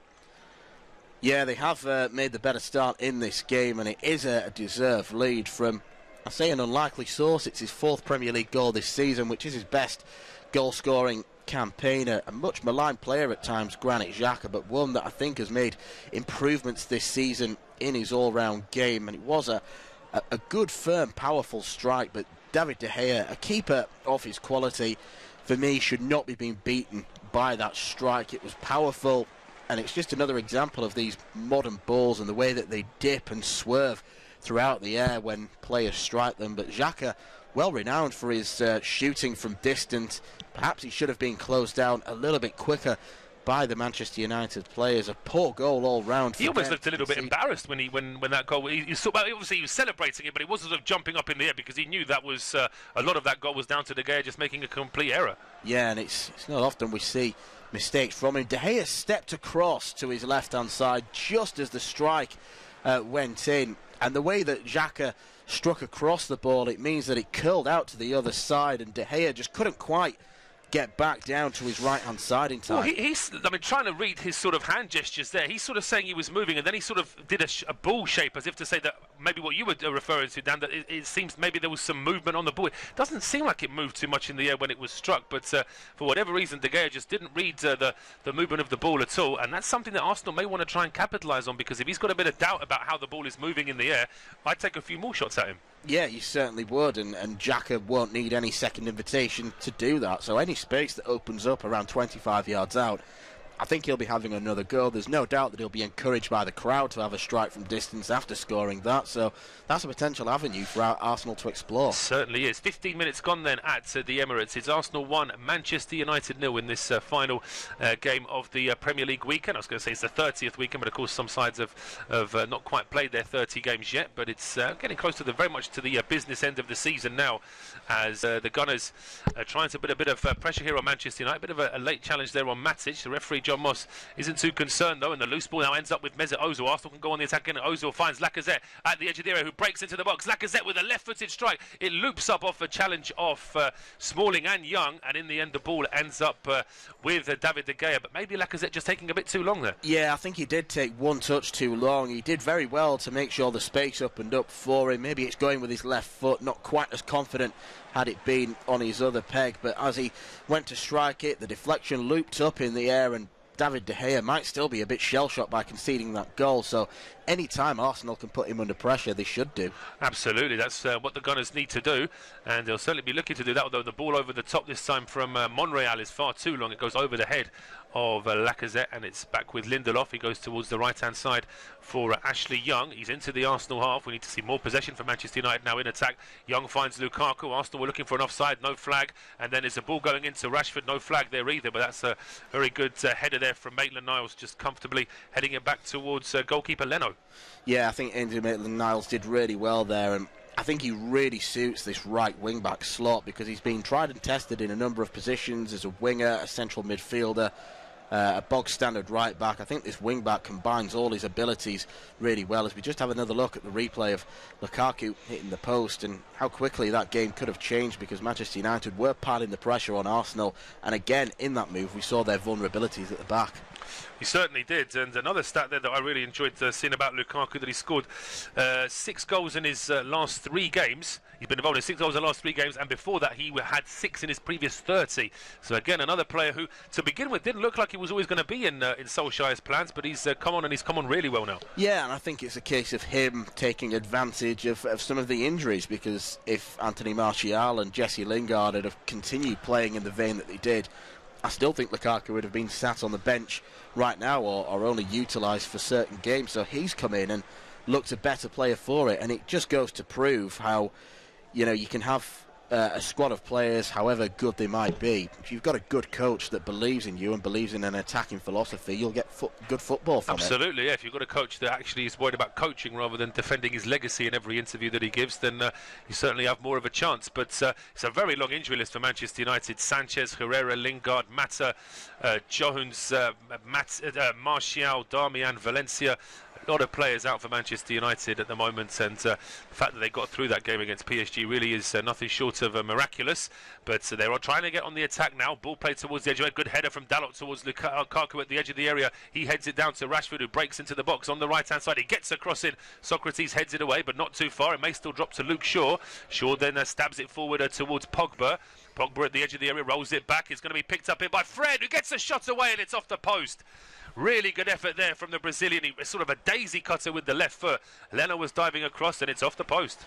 Yeah, good strike from Fred, trying to go for placement rather than power as he was running onto this. Yeah, really good effort from him. I thought Leno might have got a touch to that one, but again, it's a strike from distance where the goalkeeper might potentially be unsighted. No, Leno didn't get a touch, so it's gone out of play for a goal kick. And you see so often in modern football, teams are unwilling to have strikes from distance, and you know, with the way that the balls move and defenders in the way, unsighting the goalkeeper, I don't know why more teams don't do it. Absolutely, yeah. I mean, we saw what happened when United had a shot from distance against Buffon, one of the best keepers in the world. He spilt it, and all of a sudden United had a second goal away. So it's always worth having these efforts from distance.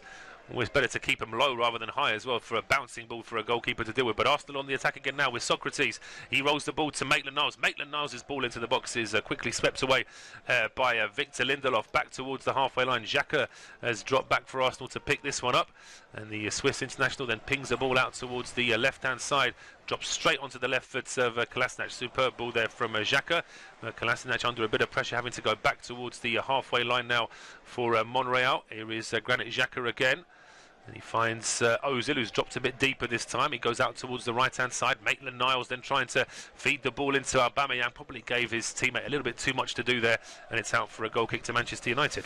Yep, Arsenal again trying to work their way down this near side. Once again, we're going to get another look at the Granit Xhaka goal from a very unusual and new camera angle we seem to have from the Emirates Stadium, yes, right behind the goal. And it's from the position that David De Gea is stood in. It's literally a De Gea's eye view, that, wasn't it? Yeah, like point-blank range from Xhaka's strike. Absolutely no defender in the way, and I think, again, it's highlighting just how much of an error it was on De Gea's part. It is, yeah. It's one of those things that you just don't expect a goal. Well, I was going to say a top goalkeeper, a pro goalkeeper really should be able to watch that ball in. But for whatever reason, De Gea just losing his balance, unsighted for a second, just perhaps a momentary lapse of concentration. Maybe it is the fact that he's become spoilt recently with not many teams shooting from distance. It could be all part of that. But the bottom line is that now United have some work to do to try and make up this score. Lukaku trying to backheel a ball to Pogba, who was off on the run down the left-hand side, but that one has been won back. And now Socrates playing it back towards Bernd Leno. Leno then chipping the ball up towards Maitland-Niles on the right-hand side. He's under pressure, though, from Luke Shaw, having to try and go back towards his own goalkeeper. United still have 5 or 6 players in the Arsenal half, but Arsenal not looking to clear it. Just a short ball from Leno to Monreal. He then finds Xhaka. And Xhaka then playing it square towards Ramsey. Ramsey now finding Lacazette. And here is Ozil. There's space for Maitland-Niles, and that's where Ozil has gone. Maitland-Niles with the ball in. Oh, it's just a little bit behind Aaron Ramsey. It may well be that ball was actually supposed to be for Lacazette, but in any case the ball goes over the bar. But it was a good build-up from Arsenal. Yeah, it was, and they're looking really good going forward. We often say that they're bad defensively but can look great going forward, and they're proving that this afternoon. I think the ball probably wasn't meant for Aaron Ramsey, as you said, but he wasn't to know that. He broke forward from midfield but just struck it over the bar, and he's a player who's I think it's going to be very much missed. Very much. I'd say we're not going to jump on the bandwagon of all the ex-Arsenal pros who are now pundits have said, but I think in summation they're very disappointed that Ramsey's been allowed to leave in the way that he has, and I think Arsenal will very much miss him as here come Arsenal again. No ball over the top, very nearly stayed with Lacazette, but it just gets away from him, and then Smalling can play it back to De Gea. He then finds Luke Shaw on the left-hand side. Shaw crossing the halfway line, he gets it up to Lukaku, he plays it back to Fred, and there's some space here for Fred to move into now, getting towards the edge of the area, plays it across to Dalot. Dalot puts a good ball in, which is headed away by Koscielny. Loose ball drops to Shaw, he then finds Rashford. Ooh, he scuffs that one, Marcus Rashford. He's in a good position, he's only about 10-12 yards out, just slightly to the left-hand side of the penalty area. He didn't perhaps need to rush that shot as much as he did. No, he probably didn't. I could see what he was trying to do, just open his body up and guide it with the instep of his foot towards that top corner. Did get it horribly wrong, but Manchester United, even on the rare occasions they've come forward, they do look dangerous, and I think it's a combination of their attacking players and the talent they've got up there combined with the fact that Arsenal still look rickety at the back. Arsenal still always look susceptible, don't they? That's the thing with this Arsenal defence. Long clearance now going up towards Lacazette. He's fighting with Lindelof, and he's won that battle as well as Lacazette. Gets away from Lindelof now, sends a left-footed curling effort which deflects and then goes away for a corner. I thought De Gea was going to get beaten again, but there is a defensive deflection just before that ball was heading towards goal, and it's away for a corner. We've gone past the halfway point in this first half. It is Arsenal 1, Manchester United 0, and it will be Dan to take you through to half-time. Yeah, cheers, Paul. It's the first half that's really flown by so far. It's been an entertaining watch at the Emirates Stadium. Arsenal 1, Manchester United 0. Granit Xhaka with that strike from distance, which wrong-footed David De Gea, and it will be the goal scorer who comes across to this near side to take that corner kick following Lacazette's strike. Whips it into the box, and it was very close to David De Gea. And of course we've seen Alisson beaten today straight from the corner kick by Ashley Westwood for Burnley, and that one wasn't too dissimilar as Manchester United try and break forward on the counter-attack. It breaks down, unfortunately, because of Fred's poor pass, so now Kolasinac can come down the far side, exchanges passes with Ramsey, and then he goes backwards now to Monreal, just touched on by Koscielny. Koscielny across now to Socrates, sent off against Rennes in midweek, so he's another player that's got a point to prove because it was two very cheap bookings that he picked up in that game. Very close together as well. There's only about 10 minutes between the two of them, and it was all before half-time as well. Yeah, ill-discipline from a player who's experienced more than anything, 30 years old now, so should be doing better than that. Maitland-Niles touches the ball off Luke Shaw, so that will be out for another throw-in. Just getting some camera shots of Paul Pogba, who's been pretty quiet so far, but when he's been on the ball, he still looked like he could potentially do something as Xhaka gets a ball out wide now to Kolasinac, back with Monreal. Manchester United pressing from the front, and Arsenal will have to be quick with the ball, and Socrates wasn't quite quick enough, but he plays it off Marcus Rashford and out of play for a throw-in. Unai Emery pleased with what he's seen from his side so far, and of course it's way too premature to say that he should be under pressure, because Arsenal's the sort of club where they think long term. But what do you make of what he's done so far this season? It's not been very different from the side that Arsene Wenger left, as Paul Pogba has a very outrageous strike from distance. Easy save in the end for Bernd Leno. Well, it's whether or not he's picking different players or different... I think Arsenal do play differently under Emery than they did under Wenger, but I suppose that the end result is that they're a side that are just out of the title race and still having to fight for the top four and not quite doing as well as they would like to in Europe. So it's the same sort of problems that they had under the last 5 or 6 years of Wenger, really. Whether or not he should be under pressure to be changed, if the new manager comes in and they don't give him the money to sign 3 or 4 defenders and a couple of midfielders to replace people like Ramsey, and also keep the players up top like Lacazette and Aubameyang, then it won't be any different. You know, Arsenal need to sort of build on this squad. And the other problem as well, of course, is that he hasn't fancied Ozil up until a few weeks ago either. No, I think Ozil's departure almost looks at an inevitability in the summer. If Emery's going to stay, then I think Ozil's going to go. That I would agree with that. Yeah. Though it depends where he'd go because of the monumental wages that he's on. The only place I can think where he'd get paid something similar would be if a club in China bid for him. Otherwise, I think he'd just have to drop his wage demands. Can see him going back to Germany. I think the problem with Ozil is that he comes across as quite a sort of, I wouldn't say temperamental sort of player, but I think that he needs to be at a club, at a team where he feels appreciated. And if he was out in China, then the sort of the European football world would probably forget about him a little bit, and I'm not sure that would help him in his game out either. I think that, as you say, it may well be a case of taking a wage cut and going back to Germany. Yeah, one of those where you imagine he could be loaned out for the remainder of his Arsenal contract, and then someone would buy him on a free transfer. And Aaron Ramsey, another player who is leaving for free, and that's another case to rub salt into the wounds. They're not even getting any money for the player that's been with the club since 2008, so still a lot of things to contend with at Arsenal, but it's been a good performance from them so far. 27 minutes in, but Pogba's on the ball now, gets it out wide, and it's crossed towards the back post for Marcus Rashford, who tries to get there. He's claiming that it should be a corner kick. It was Socrates that came in with the challenge. A lovely ball lifted in by Romelu Lukaku. Normally you think it's the other way round. Lukaku steaming in at the back post as he picked it up just left of the edge of the D. A good run from Rashford, and I think Socrates did get a touch on that. It looks like Socrates was coming in. Yeah, I think, to be honest, it's not even a touch. He's kicked that quite clearly, I think. So I'm quite surprised that the officials didn't see that. But the long clearance now goes all the way back to David De Gea. So it is still Arsenal who lead against Manchester United by a 1-0. Since conceding that goal, there have been a couple of good moments for United. They just had a good opportunity now as Lukaku put a ball into Rashford. Socrates just got there ahead of Rashford, though, but no corner was given, much to the frustration of Manchester United. There was also a good chance for Arsenal when they broke after a lovely ball from Xhaka from midfield.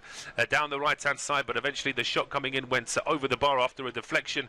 Manchester United are seeing a little bit more of the ball, but Arsenal still look dangerous when they have it in attack. It's an entertaining game, but it is Arsenal who still lead by a 1-0. And they've got a free kick inside the Manchester United half now, as John Moss has signalled for an infringement in there. They just wait to take that. They've taken it quickly, and it's flashed across by Sead Kolasinac. It'll come to his opposite fullback, Ainsley Maitland-Niles. A couple of step-overs in the box, but it's an excellent piece of defending by Luke Shaw, getting across and just getting a toe in to be able to take that out of play for a corner. But that free kick was taken quickly, no offside given as it came across. Really, really good ball into the area as Kolasinac will... That one was a cross goal, dangerous cross from him. It's actually gone out of play for a corner kick. Xhaka swings it to the back post. It's headed across, and Monreal goes for a half volley, although I think the whistle had gone anyway for an infringement by Socrates, who won the header at the back post. So it will be a goal kick for David De Gea, trying to make up for the error that he showed for that goal. Although I think it's a very rare error that David De Gea made. We so often talk about him with such glowing praise. We forget that he's a human and he can make mistakes, and that was one of them as Manchester United now advance down this left-hand side. Luke Shaw chops inside Ainsley Maitland-Niles, and that's surely a free kick. Indeed it is. John Moss signalling for that decision. Maitland-Niles completely wrong-footed, and it was a good piece of play by Luke Shaw. It was a good piece of play by Luke Shaw. Maitland-Niles still saying that he's done nothing wrong there, but his legs clash with Luke Shaw quite clearly, so I'm not really sure. He certainly doesn't get any of the ball either, so it's a pretty easy decision for the referee. Yep, certainly is. So looks like it'll be Luke Shaw himself to take this free kick on the near side, so an out-swinging delivery to try and cause havoc in the Arsenal defence. They've got everyone back. John Moss just waiting to blow the whistle to take this free kick. Tightly marked are the Manchester United players, but we'll wait and see when the ball is delivered, though. That's an awful one by Luke Shaw. Only half cleared, though. Dalot will strike it from distance. Again, trying to curl it towards that far corner, but just got far too much on it and was leaning back. He was, yeah, that shot never really threatened the goal. Once it dropped to Dalot, there was certainly an incentive to get a shot in, but he sends that one a long way over the bar. No worries for Leno with that one. Yep, so Diego Dalot, who's another player that's found himself in the first team, more down to the bad injury record that Manchester United have. A young Portuguese player signed by Mourinho in the summer as a player for the future, but he's one for the now because of all those problems they've got with the treatment table. Here is Rashford running down the left. Rashford deflected cross into the box. Well, I think it took a deflection anyway. No, it's gone out for a goal kick, and just the way that the flight of the ball went into the box. Yeah, it didn't look like it flew straight and true there. I thought it might have got a deflection. That's twice that Manchester United will feel that they've been robbed of a corner, and Ole Gunnar Solskjaer just having a quick word with the non-offending linesman, you could say, the one who was waiting on the halfway line. It needed to be the other linesman to have made that decision. But John Moss doesn't think it was a corner. We haven't actually seen a replay of that particular ball going in either. And Arsenal have taken a short goal kick, but United are leaving players in the Arsenal half now. Yeah, it must have been clear cut if we didn't see a replay, as Ramsey now squares it to Xhaka.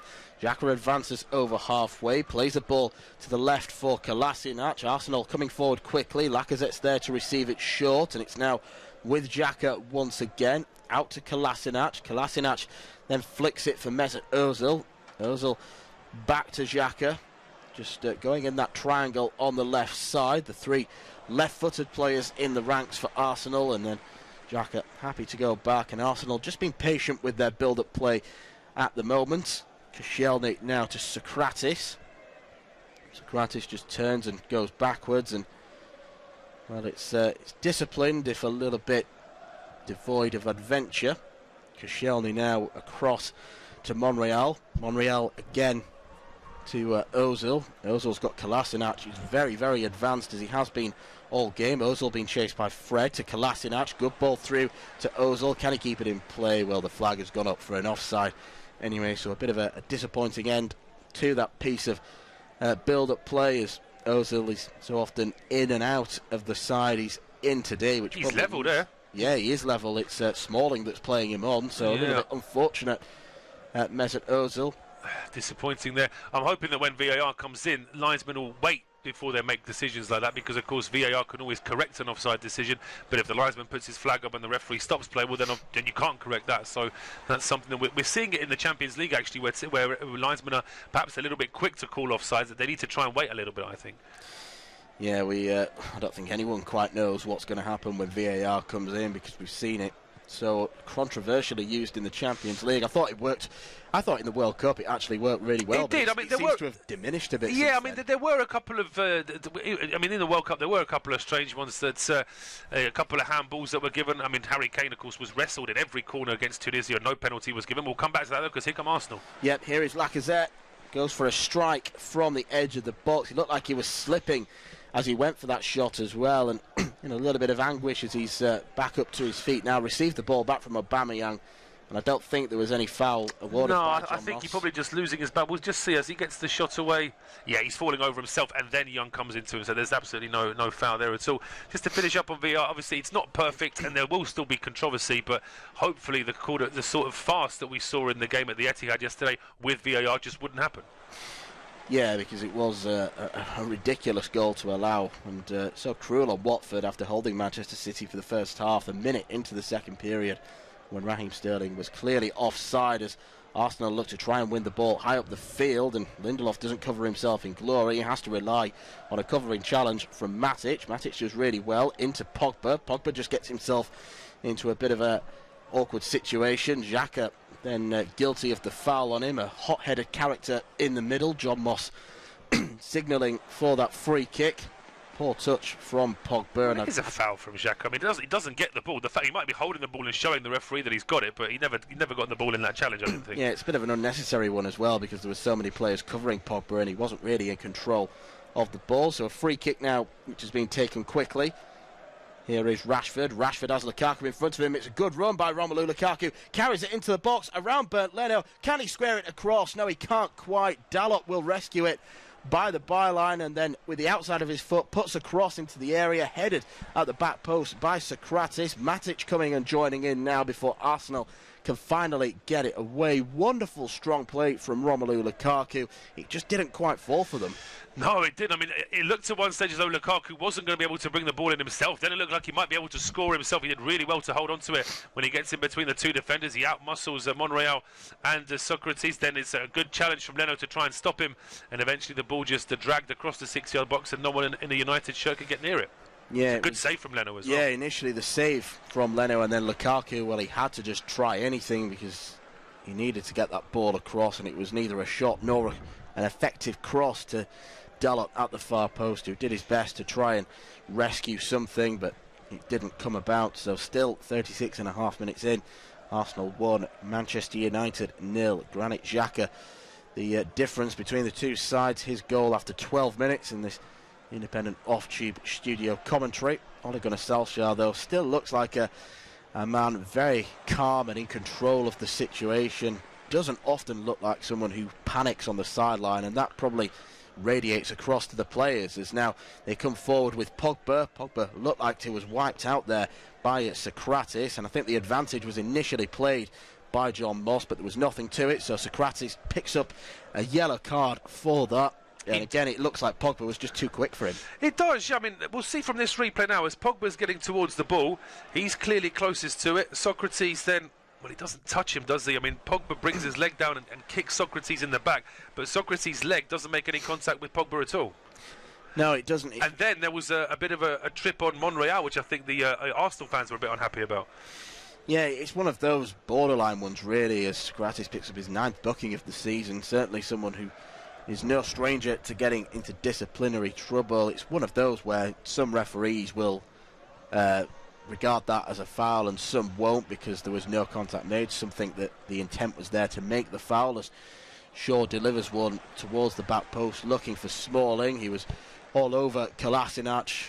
He was the man that got the final touch on the ball, but it's out of play and for a goal kick. Kolasinac, I don't think, was too happy about the fact that Smalling looked to be climbing all over him, both his hands around him, and that's a good rugby tackle rather than a football. It is, yeah, although the rugby tackle of the weekend must still go to Jordan Pickford in the Newcastle-Everton game yesterday. I mean, that really was quite something, and I've heard a couple of people saying that it could have actually been a red card the way he took the Newcastle man down, but in true Pickford style, he gave a ridiculous penalty away, then he saved it as well. But here come Manchester United again. They're having a much better end to this half than they had at the start, that's for sure. They're putting a lot more pressure on Arsenal now, but on the halfway line, Lacazette potentially could have caught Matic there with a bit of a trailing leg. No free kick given though, and now United trying to head the ball away from their own penalty area.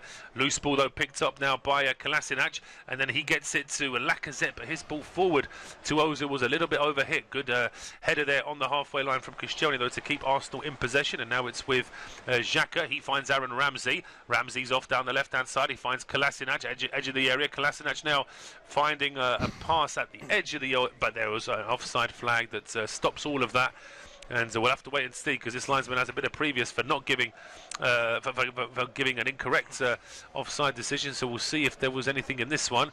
In the meantime, the referee just having a bit of a word with Kolasinac. Yep, John Moss in conversation with the Bosnian international, and 1-0 is certainly never a comfortable scoreline from an Arsenal perspective. Manchester United, of course, will still feel that they can get back into this game. They've shown more than enough going forward in the first half.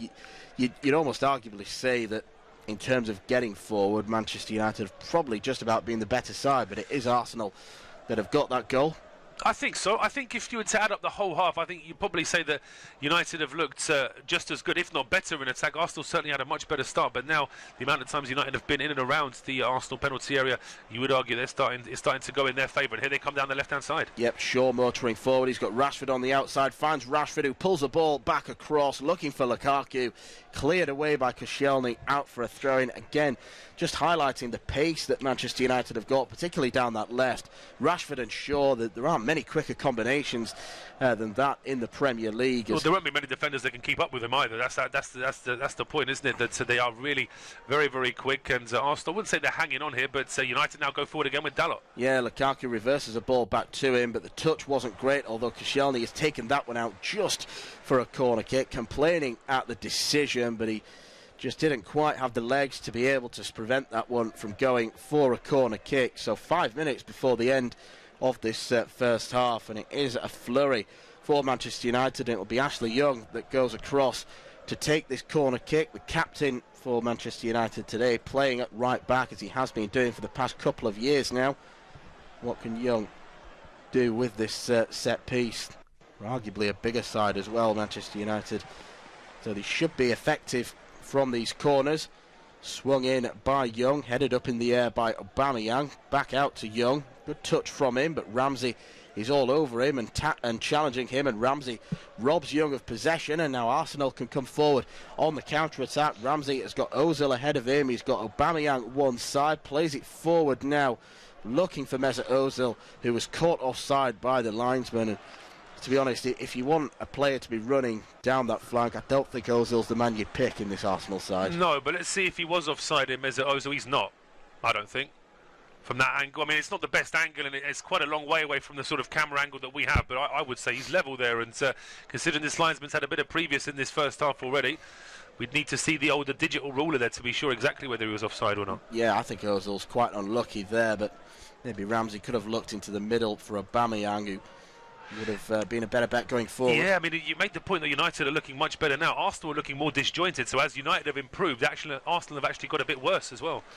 Yep, they have, so they'll be thankful they got that goal early on in the game, as Manchester United just get De Gea back into the game, getting back warmed up. Now Victor Lindelof forward to Luke Shaw. Shaw just turns inside and plays it back to the Swede. Lindelof, now Smalling once again. Smalling just ambling forward, looking for an option. He's got Pogba to his left-hand side and picks out Paul Pogba.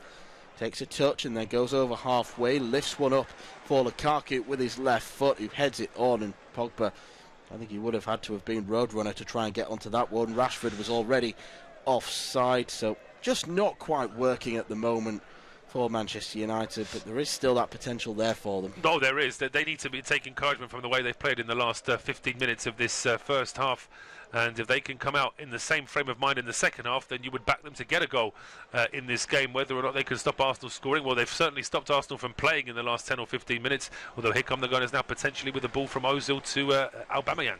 Yeah, Aubameyang, he tries to control it, just got the ball away from Lindelof, but there was cover from the away side, so they were able to get it cleared as Pierre-Emerick Aubameyang started the season in blistering form. He tailed off ever so slightly in recent weeks, but he's still been a magnificent capture for Arsenal since he joined the club last January. His goal-scoring record is absolutely outstanding in the Premier League. Across a whole season, there's no doubt he'd be a top goal scorer. As Manchester United now have a counter-attack chance. Rashford now to Pogba. Pogba with a delightful ball out now to Lukaku. Lukaku waits for Dalot. Dalot reverses it back to the penalty spot. Rashford tried to get to it. Fred's there as well. He just couldn't quite get there. There was actually an injury in from Rashford, and Xhaka's clutching his knee. I think that some of the Arsenal players are trying to make the referee John Moss understand they feel that was a very strong challenge there from Rashford, that perhaps there should be a card. I mean, I wasn't too sure if the referee had stopped play just for an injury or whether he actually spotted a foul here in favour of Arsenal. It's a superb ball from Pogba to Lukaku. Great touch from Lukaku then to put it to play in Dalot. His ball towards the edge of the area. Ooh, and yeah, I mean, Rashford's bit of an air shot, doesn't quite get the ball, and he does catch Xhaka there, I think. Yeah, he does.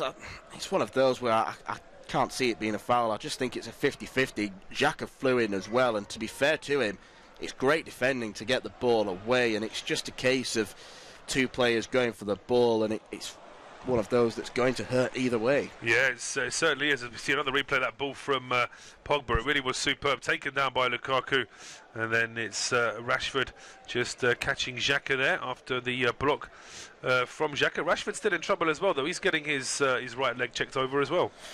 Yeah, so potentially a worry, probably more so for Manchester United, because Rashford has been such a key player for them this season, really established himself as a first-team player rather than a squad member that he has been since his breakthrough under Louis van Gaal 3 years ago now, that injuries allowed him to get into the first team. Just looking at Xhaka's knee being tended to, and I don't know if they're stud marks that have maybe caused a bit of a wound on his knee. He's back up on his feet now, but did look a bit of a sore one today. It did, yeah. I mean, Rashford's still hobbling quite badly as well. Fairness, the two players have given each other a quick handshake, and there doesn't seem to be any malice between the two of them.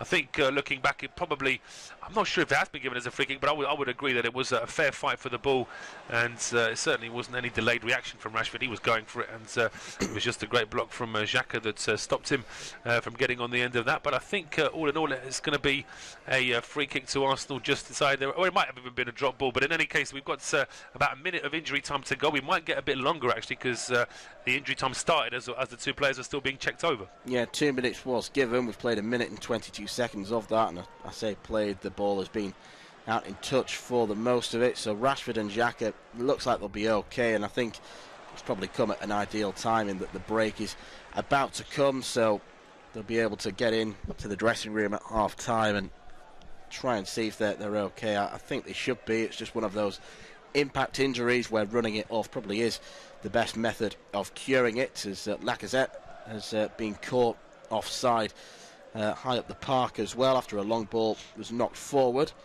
Lindelof now back into Pogba. Pogba to Rashford on the near side, who's back on the field of play. He's got Shaw on the overlap. Rashford motoring forward, tries to receive one back from Paul Pogba, trying to go for this incisive one-touch football, but didn't quite work, and maybe he's still feeling the effects. He is a little bit, yeah. He's still a little bit slow to react to that one. Lukaku's had a good half as well. He'll be looking to try and carry on in the same vein in the second half. We've had the 2 minutes of injury time now. Probably going to get another full minute on top, as Leno now looking to clear his lines. And as you said, it was great for Arsenal that they scored early on, because the last 20 minutes they've been under real pressure.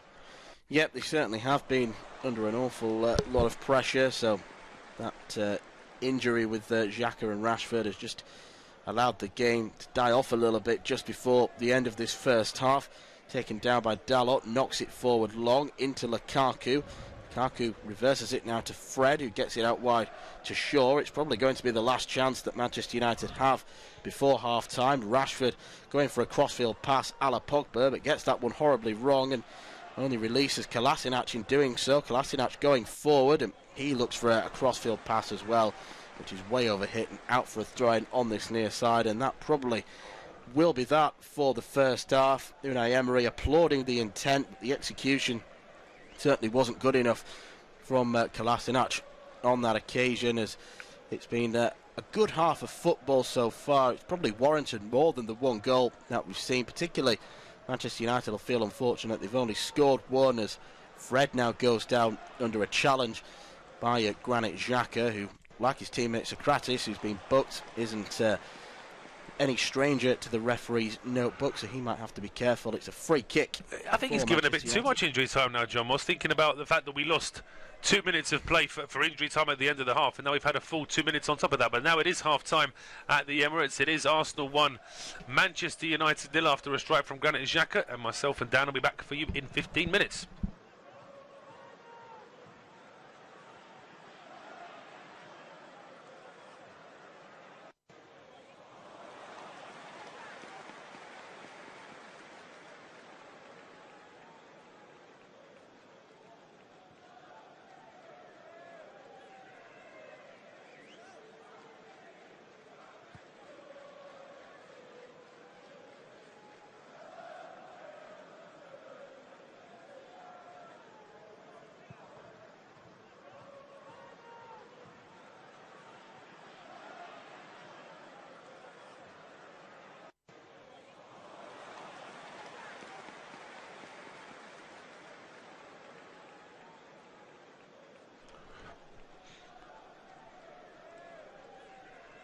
Half-time at the Emirates, and it's Arsenal 1, Manchester United 0. But that doesn't tell the whole story of the first half. Arsenal started better and scored early on after a speculative effort from Granit Xhaka seemed to completely bamboozle David De Gea, who moved over to the left, couldn't react in time, and the ball was in the back of the net. Manchester United had just hit the bar moments before that as well, with the strike from Lukaku. The last 15 minutes were much better for Ole Gunnar Solskjaer's men. They had a lot of possession, a lot of balls into the box, a couple of strikes that went just over and just wide, and the game is looking more exciting now, but it's still 1-0.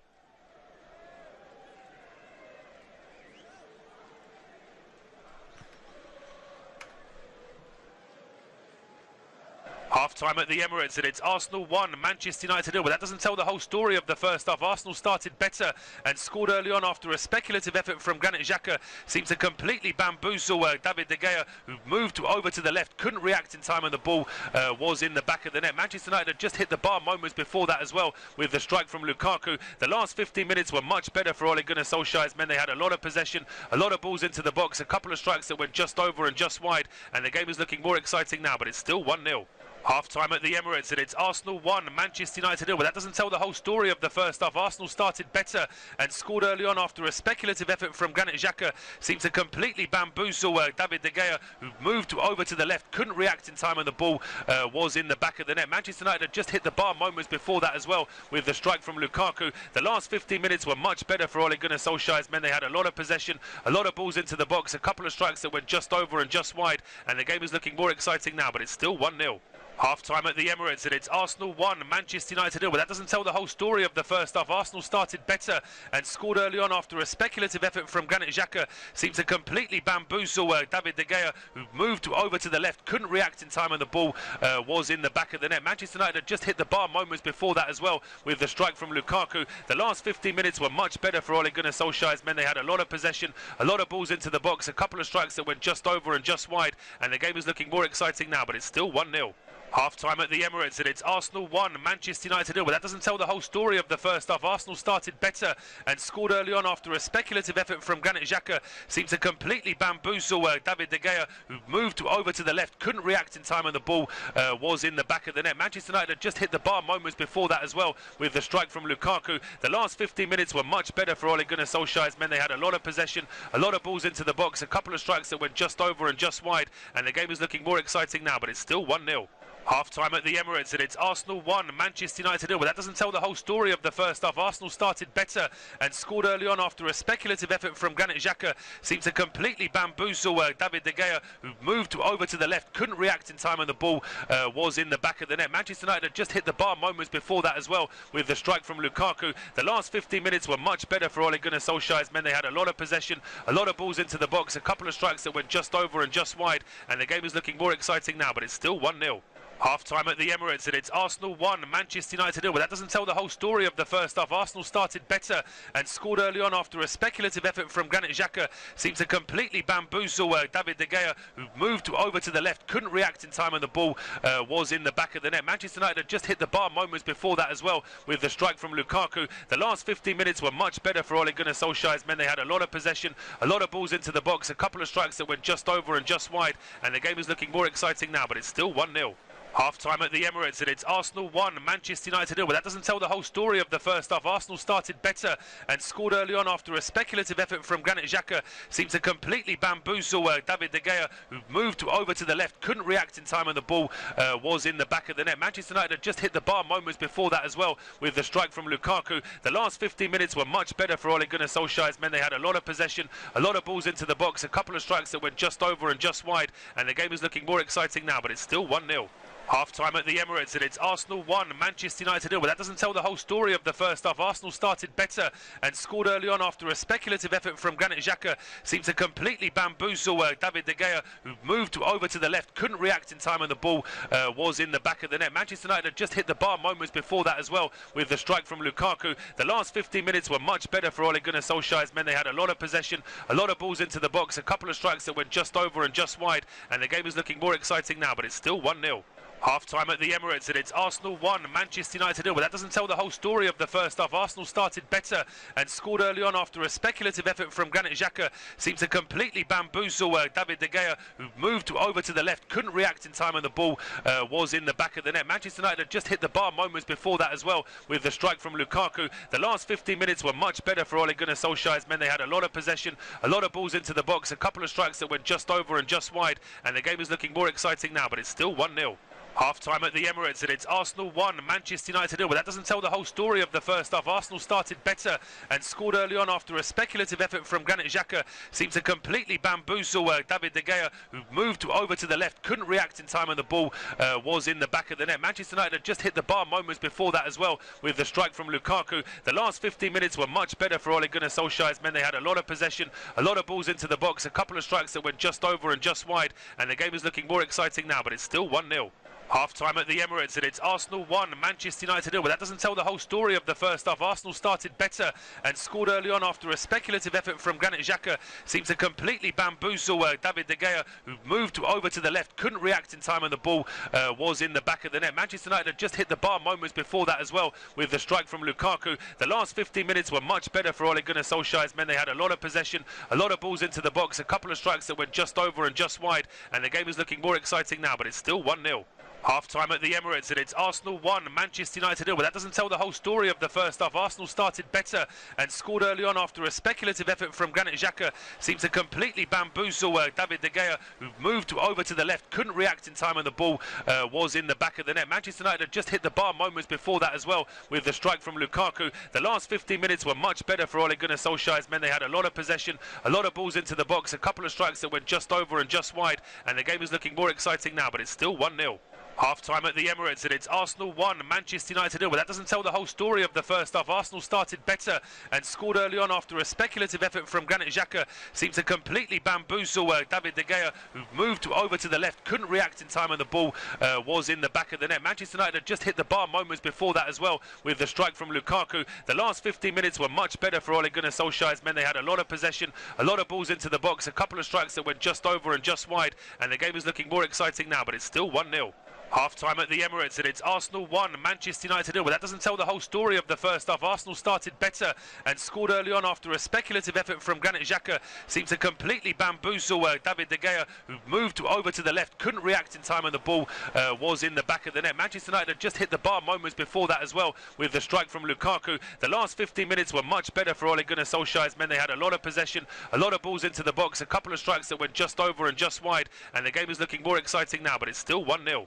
Half-time at the Emirates, and it's Arsenal 1, Manchester United 0. But that doesn't tell the whole story of the first half. Arsenal started better and scored early on after a speculative effort from Granit Xhaka. Seemed to completely bamboozle David De Gea, who moved over to the left, couldn't react in time, and the ball was in the back of the net. Manchester United had just hit the bar moments before that as well, with the strike from Lukaku. The last 15 minutes were much better for Ole Gunnar Solskjaer's men. They had a lot of possession, a lot of balls into the box, a couple of strikes that went just over and just wide, and the game is looking more exciting now, but it's still 1-0. Half-time at the Emirates, and it's Arsenal 1, Manchester United 0. But that doesn't tell the whole story of the first half. Arsenal started better and scored early on after a speculative effort from Granit Xhaka. Seemed to completely bamboozle David De Gea, who moved over to the left, couldn't react in time, and the ball was in the back of the net. Manchester United had just hit the bar moments before that as well, with the strike from Lukaku. The last 15 minutes were much better for Ole Gunnar Solskjaer's men. They had a lot of possession, a lot of balls into the box, a couple of strikes that went just over and just wide, and the game is looking more exciting now, but it's still 1-0. Half-time at the Emirates, and it's Arsenal 1, Manchester United 0. But that doesn't tell the whole story of the first half. Arsenal started better and scored early on after a speculative effort from Granit Xhaka. Seemed to completely bamboozle David De Gea, who moved over to the left, couldn't react in time, and the ball was in the back of the net. Manchester United had just hit the bar moments before that as well, with the strike from Lukaku. The last 15 minutes were much better for Ole Gunnar Solskjaer's men. They had a lot of possession, a lot of balls into the box, a couple of strikes that went just over and just wide, and the game is looking more exciting now, but it's still 1-0. Half-time at the Emirates, and it's Arsenal 1, Manchester United 0. But that doesn't tell the whole story of the first half. Arsenal started better and scored early on after a speculative effort from Granit Xhaka. Seemed to completely bamboozle David De Gea, who moved over to the left, couldn't react in time, and the ball was in the back of the net. Manchester United had just hit the bar moments before that as well, with the strike from Lukaku. The last 15 minutes were much better for Ole Gunnar Solskjaer's men. They had a lot of possession, a lot of balls into the box, a couple of strikes that went just over and just wide, and the game is looking more exciting now, but it's still 1-0. Half-time at the Emirates, and it's Arsenal 1, Manchester United 0. But that doesn't tell the whole story of the first half. Arsenal started better and scored early on after a speculative effort from Granit Xhaka. Seemed to completely bamboozle David De Gea, who moved over to the left, couldn't react in time, and the ball was in the back of the net. Manchester United had just hit the bar moments before that as well, with the strike from Lukaku. The last 15 minutes were much better for Ole Gunnar Solskjaer's men. They had a lot of possession, a lot of balls into the box, a couple of strikes that went just over and just wide, and the game is looking more exciting now, but it's still 1-0. Half-time at the Emirates, and it's Arsenal 1, Manchester United 0. But that doesn't tell the whole story of the first half. Arsenal started better and scored early on after a speculative effort from Granit Xhaka. Seemed to completely bamboozle David De Gea, who moved over to the left, couldn't react in time, and the ball was in the back of the net. Manchester United had just hit the bar moments before that as well, with the strike from Lukaku. The last 15 minutes were much better for Ole Gunnar Solskjaer's men. They had a lot of possession, a lot of balls into the box, a couple of strikes that went just over and just wide, and the game is looking more exciting now, but it's still 1-0. Half-time at the Emirates, and it's Arsenal 1, Manchester United 0. But that doesn't tell the whole story of the first half. Arsenal started better and scored early on after a speculative effort from Granit Xhaka seemed to completely bamboozle David De Gea, who moved over to the left, couldn't react in time, and the ball was in the back of the net. Manchester United had just hit the bar moments before that as well with the strike from Lukaku. The last 15 minutes were much better for Ole Gunnar Solskjaer's men. They had a lot of possession, a lot of balls into the box, a couple of strikes that went just over and just wide, and the game is looking more exciting now, but it's still 1-0. Half-time at the Emirates, and it's Arsenal 1, Manchester United 0. But that doesn't tell the whole story of the first half. Arsenal started better and scored early on after a speculative effort from Granit Xhaka seemed to completely bamboozle David De Gea, who moved over to the left, couldn't react in time, and the ball was in the back of the net. Manchester United had just hit the bar moments before that as well with the strike from Lukaku. The last 15 minutes were much better for Ole Gunnar Solskjaer's men. They had a lot of possession, a lot of balls into the box, a couple of strikes that went just over and just wide, and the game is looking more exciting now, but it's still 1-0. Half-time at the Emirates, and it's Arsenal 1, Manchester United 0. But that doesn't tell the whole story of the first half. Arsenal started better and scored early on after a speculative effort from Granit Xhaka seemed to completely bamboozle David De Gea, who moved over to the left, couldn't react in time, and the ball was in the back of the net. Manchester United had just hit the bar moments before that as well with the strike from Lukaku. The last 15 minutes were much better for Ole Gunnar Solskjaer's men. They had a lot of possession, a lot of balls into the box, a couple of strikes that went just over and just wide, and the game is looking more exciting now, but it's still 1-0. Half-time at the Emirates, and it's Arsenal 1, Manchester United 0. But that doesn't tell the whole story of the first half. Arsenal started better and scored early on after a speculative effort from Granit Xhaka seemed to completely bamboozle David De Gea, who moved over to the left, couldn't react in time, and the ball was in the back of the net. Manchester United had just hit the bar moments before that as well with the strike from Lukaku. The last 15 minutes were much better for Ole Gunnar Solskjaer's men. They had a lot of possession, a lot of balls into the box, a couple of strikes that went just over and just wide, and the game is looking more exciting now, but it's still 1-0. Half-time at the Emirates, and it's Arsenal 1, Manchester United 0. But that doesn't tell the whole story of the first half. Arsenal started better and scored early on after a speculative effort from Granit Xhaka seemed to completely bamboozle David De Gea, who moved over to the left, couldn't react in time, and the ball was in the back of the net. Manchester United had just hit the bar moments before that as well with the strike from Lukaku. The last 15 minutes were much better for Ole Gunnar Solskjaer's men. They had a lot of possession, a lot of balls into the box, a couple of strikes that went just over and just wide, and the game is looking more exciting now, but it's still 1-0. Half-time at the Emirates, and it's Arsenal 1, Manchester United 0. But that doesn't tell the whole story of the first half. Arsenal started better and scored early on after a speculative effort from Granit Xhaka seemed to completely bamboozle David De Gea, who moved over to the left, couldn't react in time, and the ball was in the back of the net. Manchester United had just hit the bar moments before that as well with the strike from Lukaku. The last 15 minutes were much better for Ole Gunnar Solskjaer's men. They had a lot of possession, a lot of balls into the box, a couple of strikes that went just over and just wide, and the game is looking more exciting now, but it's still 1-0. Half-time at the Emirates, and it's Arsenal 1, Manchester United 0. But that doesn't tell the whole story of the first half. Arsenal started better and scored early on after a speculative effort from Granit Xhaka seemed to completely bamboozle David De Gea, who moved over to the left, couldn't react in time, and the ball was in the back of the net. Manchester United had just hit the bar moments before that as well with the strike from Lukaku. The last 15 minutes were much better for Ole Gunnar Solskjaer's men. They had a lot of possession, a lot of balls into the box, a couple of strikes that went just over and just wide, and the game is looking more exciting now, but it's still 1-0. Half-time at the Emirates, and it's Arsenal 1, Manchester United 0. But that doesn't tell the whole story of the first half. Arsenal started better and scored early on after a speculative effort from Granit Xhaka seemed to completely bamboozle David De Gea, who moved over to the left, couldn't react in time, and the ball was in the back of the net. Manchester United had just hit the bar moments before that as well with the strike from Lukaku. The last 15 minutes were much better for Ole Gunnar Solskjaer's men. They had a lot of possession, a lot of balls into the box, a couple of strikes that went just over and just wide, and the game is looking more exciting now, but it's still 1-0. Well, we're back then for second half independent off-tube studio commentary from the late Sunday game at the Emirates. It's Arsenal 1, Manchester United 0. Arsenal scoring an early goal from Granit Xhaka, a strike from the edge of the area which seemed to completely surprise David De Gea. He was in the wrong position, they couldn't react in time. And then United looked a little bit susceptible at the start of the game, but towards the end of the half, they really looked the stronger side. And Solskjaer's men will probably be a little bit annoyed that they haven't actually equalised now. It's myself, Paul Shabakovic and Dan McCarthy. Yeah, they probably will. I think they had more than enough in that first half to at least go into the break on level terms. A draw at this stage of the game would be a fair result, because Arsenal, when they've come forward, do look pretty dangerous themselves. It's certainly been a game more for the attacks than the defences. Just Manchester United haven't been quite able to break the Gunners down yet. But here they go straight away at the start of the second half. Dalot's ball into the box is quickly cleared away by Socrates. It's out for a throw to Manchester United on the right-hand side, level with the Arsenal penalty area. And as soon as this attack for Manchester United comes to an end, we'll remind you of the 2-11s. Doesn't seem to be any changes at half-time as Ashley Young takes the throw, gets it back from Dalot, and then he puts a left-footed ball into the box looking for Fred, but that one is cleared away by Arsenal goal scorer Granit Xhaka back towards the halfway line where Lacazette is putting pressure here on Lindelof. But Matic, we didn't mention too much in the first half in all fairness. It was one of those attacking halves where sort of Matic was almost bypassed quite a bit.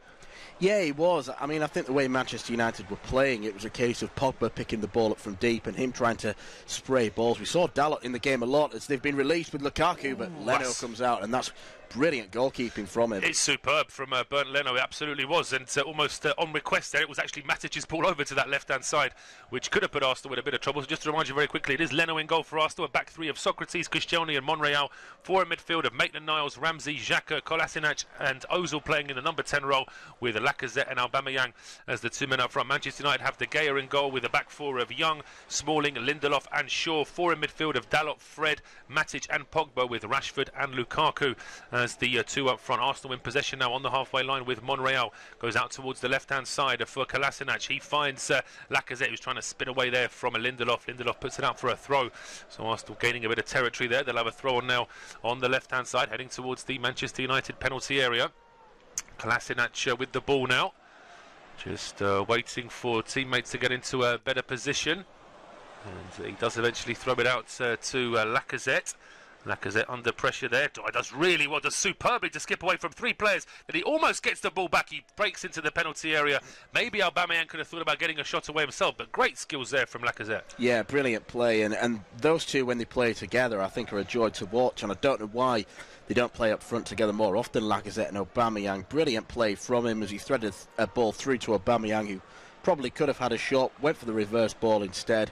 There was no chance of that being a penalty. It was just a slip from Lacazette. Absolutely. I'm not even sure if there was much of an appeal. I think John Moss, just to be on the safe side, just quickly waved it away just to stop any potential appeals. De Gea now with the clearance down the middle, straight onto the head of Xhaka, but he heads it straight to Matic. So now a chance for United to go forward as Pogba feeds Shaw on the left-hand side. Luke Shaw just plays the ball inside to Rashford. Rashford thought about the shot. He may still shoot now from distance. Marcus Rashford, he really put some power behind that. It was heading for the top corner, but just rose a little bit, and in the end it is over the bar. Yeah, Marcus Rashford, it's been a frustrating day for him so far. We saw him lose a couple of appeals for corners and free kicks in the first half, both of which I think we thought were justified, so it's not quite worked for him so far. Having a dig from distance, we know he's got that ability to strike the ball from that sort of range, but got that one horribly wrong and out for a goal kick.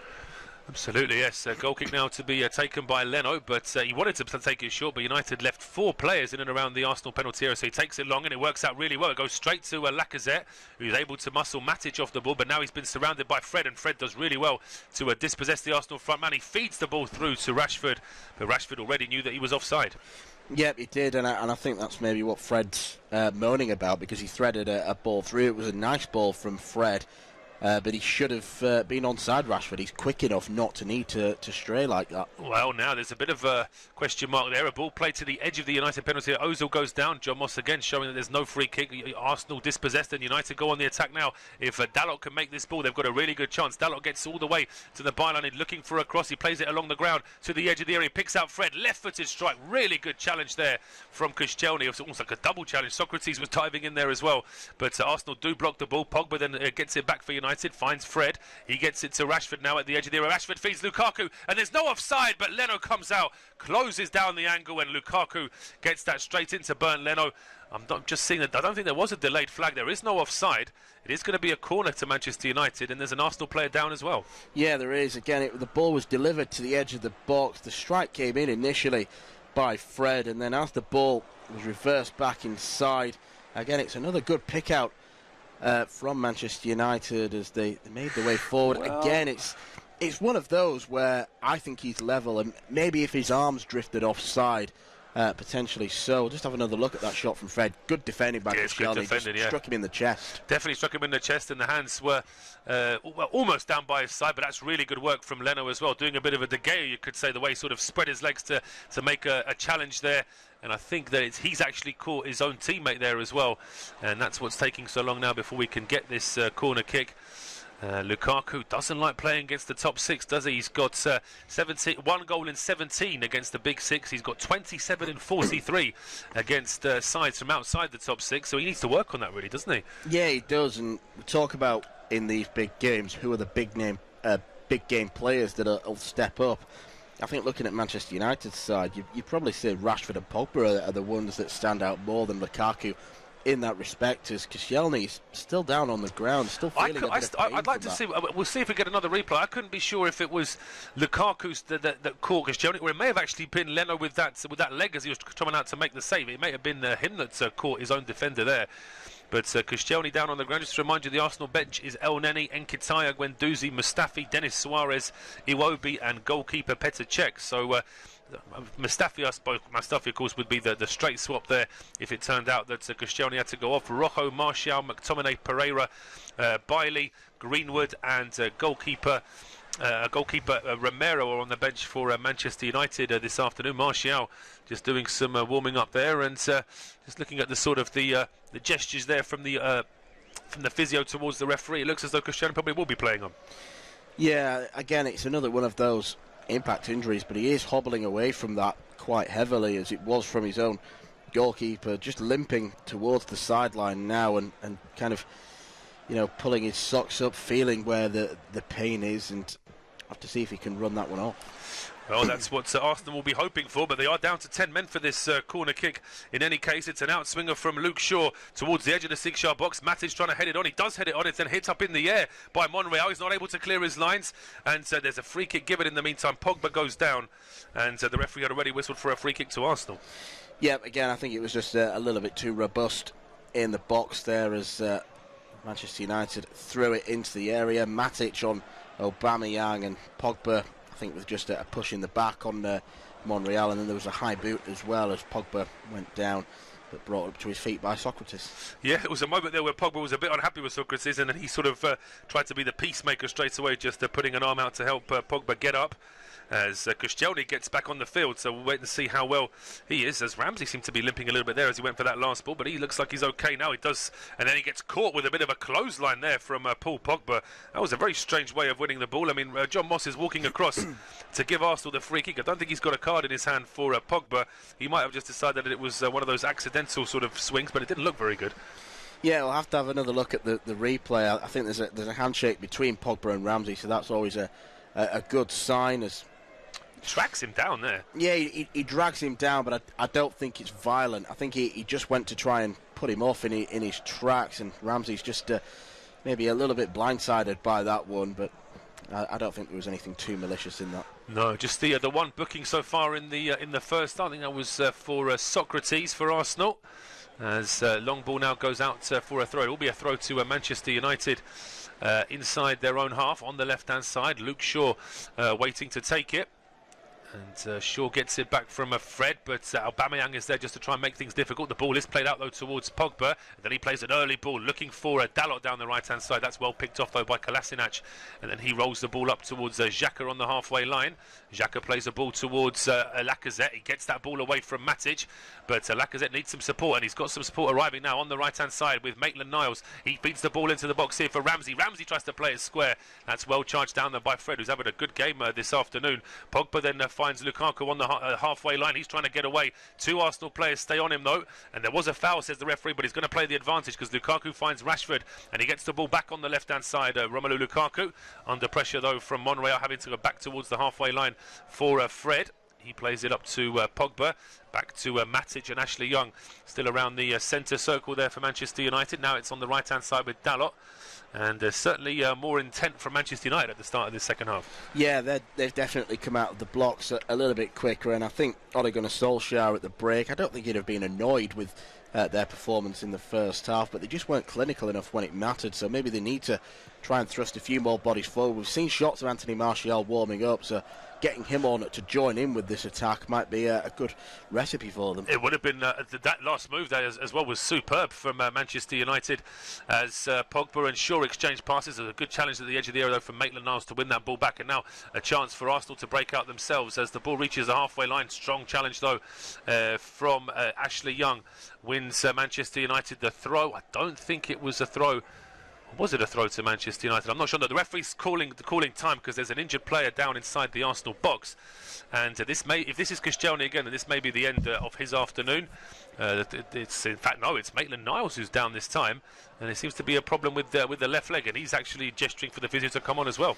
Yeah, it's been a bit of a war of attrition this game, and it'd be a big blow if Ainsley Maitland-Niles was to have to come off, because they'd probably then have to change the shape of the team to accommodate. Maybe Mustafi's the most obvious player to come off the bench, and they'd have to go to a back four. I think they've played Iwobi in that role a couple of times, but whether he suits that or not probably remains to be seen. But looking at the stats, 59% possession for Manchester United in this second half so far shows that they're not dominating the game, but I think they have been the better side in this second half so far. They have been the better side so far in these first 10 15 minutes or so that we've had in the second half, and we're just getting Ainsley Maitland-Niles checked over there as well. Hopefully he'll be okay to play on. So it's been a better start for Manchester United in this second half. They've seen a lot more of the ball in these first 11-12 minutes or so, and Romelu Lukaku and Marcus Rashford have already been trying to cause problems here for Arsenal. There was a good ball in from the left-hand side, which nearly found Lukaku. There was also a chance inside the penalty area after a cross came in, but there was also a very good challenge from Socrates. Leno made a really good challenge to stop Lukaku when it looked like he was through onside and potentially one-on-one. We've just had a couple of breaks in play because Koscielny was down injured for Arsenal. Now Maitland-Niles has gone down as well. At the other end, there was only one really good move for Arsenal. Lacazette did really well to skip away from a couple of players, but his pass was ultimately cleared. It's United looking better, but Arsenal still lead 1-0. Yep, they do, and Manchester United come forward with the ball once again. Here it is with Pogba, prime shooting range. He's then brought down in a very promising area by Pierre-Emerick Aubameyang. Striker's challenge, if there ever was one, as he just barged into the back of Paul Pogba, who was always going to accept the invitation of going down, and Pogba himself might fancy this from a free kick, but of course Marcus Rashford is good in these situations as well. Ashley Young has shown over the years that he's good from free kicks, so a really threatening situation. Perfectly suits the right foot of Pogba or Rashford or Ashley Young. Fred looks interested as well, but he's a left-footed player that's going to be taking this one. All three of them are in close conversation with one another, holding their hands over their mouths, which is a common thing to do nowadays with all the cameras around. Yep, to try and stop Arsenal from working out the tactics. Very much taken from, I think, American sports, certainly, but I've always seen baseball players do that because, of course, they play so many games in a season that you can actually work out their patterns of play if you're able to hear or lip read everything that they say. But now this free kick is going to be taken, and it looks like Fred's just stepping over it. So is Pogba. It is going to be Rashford who really puts some power behind that. And so we'll have to wait and see from the replay from behind the goal just how close it was. He's certainly got a grimace on his face as if to say that he thinks it might have been close, or he might just be a bit annoyed that he didn't get it on target. But two players step over it. He was aiming for that top corner, but it was always just a little bit further away. Yeah, it wasn't a bad effort from Rashford as he tried to not curl it but go with his instep to get that swerve on the ball. Not too far wide of the far post. A good chance, and you can sense his frustration and angst with missing that chance. Well, United have had a good start in the second half, and Leno's made a couple of saves, but on that occasion there was no save. Now we're going to get a free kick here, are we, for Arsenal? What's happened here? I think the referee said that the goal kick needs to be retaken. It may well be that the linesman just flagged there that the ball hadn't quite left the penalty area.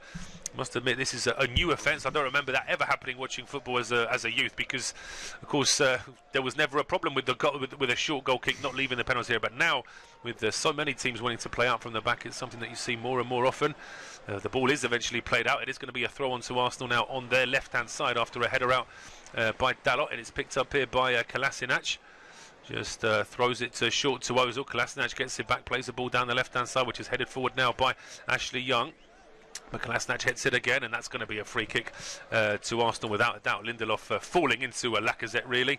Easy decision there for John Moss. It's an early free kick as well, a bouncing ball, which is picked up by Kolasinac. He gets there ahead of Ashley Young. It's a really bad ball from him, though, out towards Ozil. He just about keeps it in play, but the move has lost all of its pace. And now Lacazette trying to play a quick ball down towards Kolasinac on the overlap, but that one is overhit as well. Yeah, and I think that all stemmed from Kolasinac's ball to Ozil, which was really overhit, and it wasn't the most difficult ball as well. Just had to reverse one to the German midfielder, who then scampered across, and by which point Manchester United were able to get back into position. Yeah, and here they are now, Manchester United in possession inside their own half, with Lindelof rolling the ball towards Ashley Young on the halfway line. He then plays it to square to Fred. Fred does really well to skip away from Xhaka and Lacazette. Lacazette brings him down, though, much to the frustration of the Arsenal number 9, but it is a free kick in favour of Manchester United, which has been taken quick back towards Chris Smalling.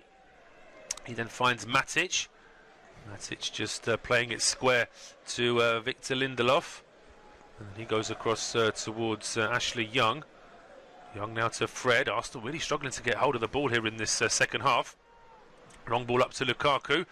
Taken down there by Socrates, and now it's a short ball from Lacazette towards Kolasinac, who's off on the run. He plays it to Ozil. Ozil has Aubameyang over on the far side. That's where the ball gone. Here's Aubameyang now, shoots himself. He gets a deflection, and then the ball doesn't quite reach. Ramsey was still waiting.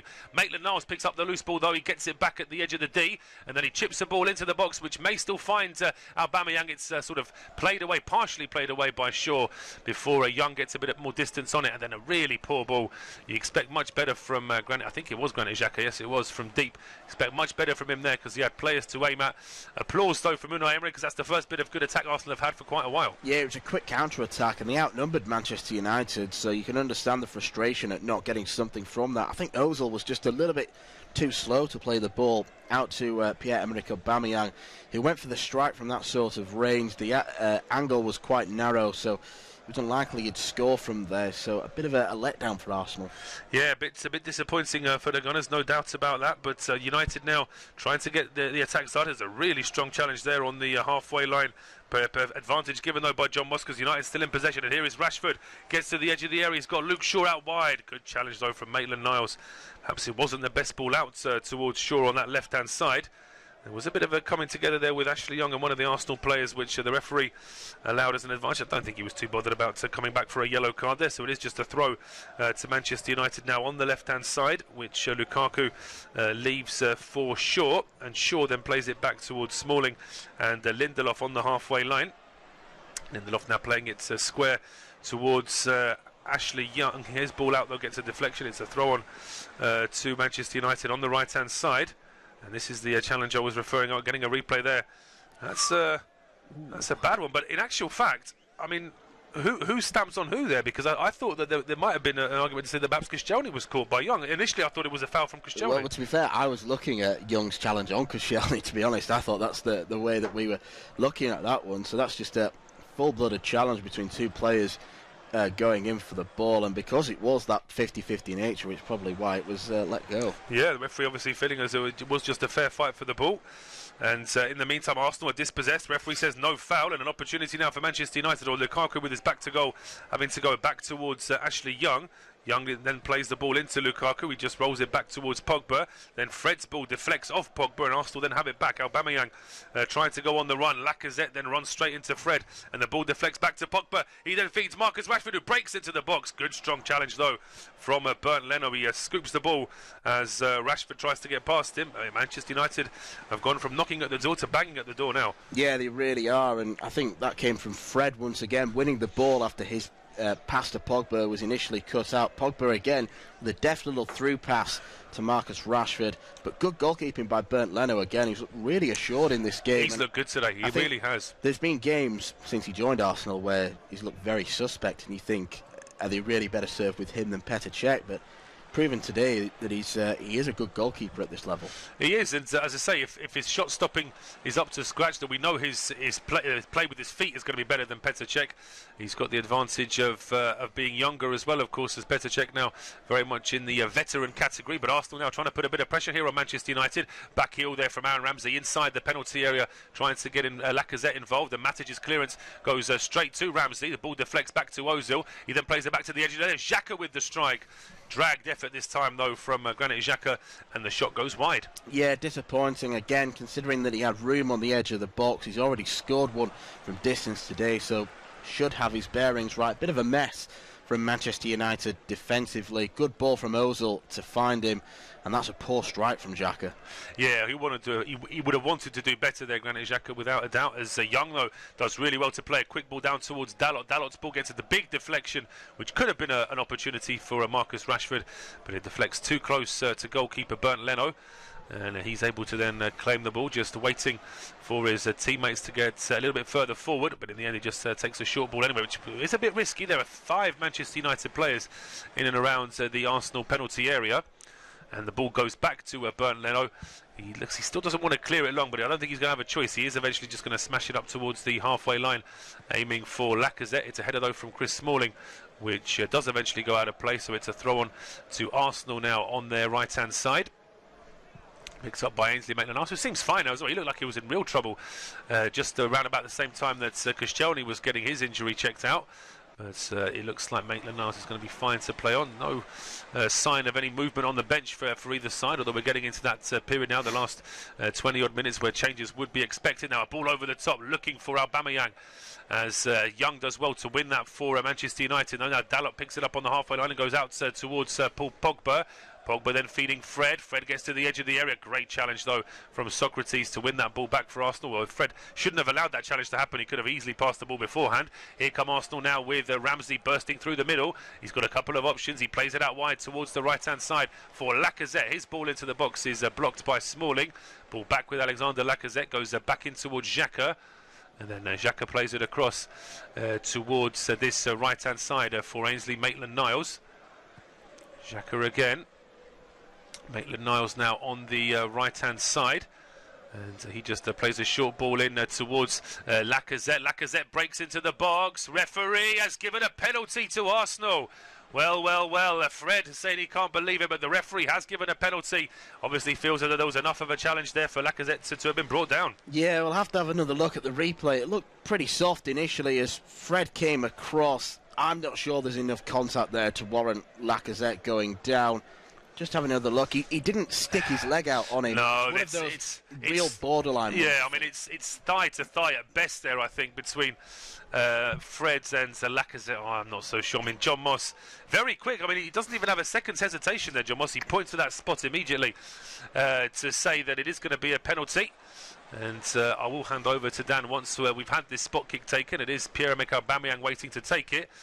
It'd be well to do well perhaps to just step back a couple of yards, because there's still probably going to be a bit of a debate here with the Manchester United players doing what they can to try and... Well, they're not going to change the referee's mind. This is all just a charade to try and put off Aubameyang now. Yeah, and probably with good reason as well, because his penalty record's not that great. 3 out of 5. That's not good at all, and if De Gea has done his job, he seems to put the ball into one corner or the other. It's not necessarily in one place, but a great opportunity now for Arsenal to take a 2-goal lead as Aubameyang steps forward and he dummies De Gea, who's frustrated. He thought he may have just got there with his feet as he was diving to the left, and the ball went just slightly to the right, but pretty much down the middle, and Arsenal are 2-0 in front. Yep, good penalty. It doesn't matter where it goes, the fact that it went into the back of the net. Wrong-footed De Gea once again. Casual run-up as Martial's about to enter the fray. Well, we have a second goal at the Emirates, and it's Arsenal 2, Manchester United 0. Manchester United will be very disappointed with this scoreline because they've been the much better side in this second half. Arsenal barely having a shot in the second half at all, with United putting a lot of pressure on Bernd Leno. He's made a couple of very good saves, but Arsenal broke up the other end, and Lacazette broke into the penalty area. Very soft contact with Fred, and referee John Moss deciding immediately that it was a penalty, and then Aubameyang stepped up and dummied David De Gea to put it in the back of the net and put Arsenal 2-0 up. Manchester United have certainly been the better side in the second half, but Arsenal now lead by 2-0. And with the game getting close to 70 minutes now at the Emirates, Arsenal 2, Manchester United 0. It will be Dan to take you through to full time. Cheers, Paul. Aubameyang's 20th of the season in all competitions. Just having another look at the replay, and it did look really soft. Whatever angle you look at, it looks like a harsh call. Especially with John Moss, he does actually allow quite a lot in terms of contact. In other games, he's let a lot of things go. Anthony Martial now on for Diogo Dalot. Yeah, I think that's the change that was probably mooted by Solskjaer quite a few minutes before that, but now there's more of a necessity for an attacking firebrand on like Anthony Martial replacing Diogo Dalot, as Arsenal now have a throw-in on the far side and 2-0 up against Manchester United. It's looking a lot more comfortable for them now against Ole Gunnar Solskjaer's side, who've been so good under his stewardship. I just think it's been one of those where it hasn't quite gone their way. They've not played bad at all. They've just fired a bit of a blank today from their point of view, but there's still 20 minutes to go, and they'll still be buoyed by the fact that Arsenal are a side that tend to concede goals. But that's bounced over Lindelof's head. Lacazette shoots and he drags it wide of the far post. That was a chance to wrap this game up. That could have been game, set and match for Arsenal there.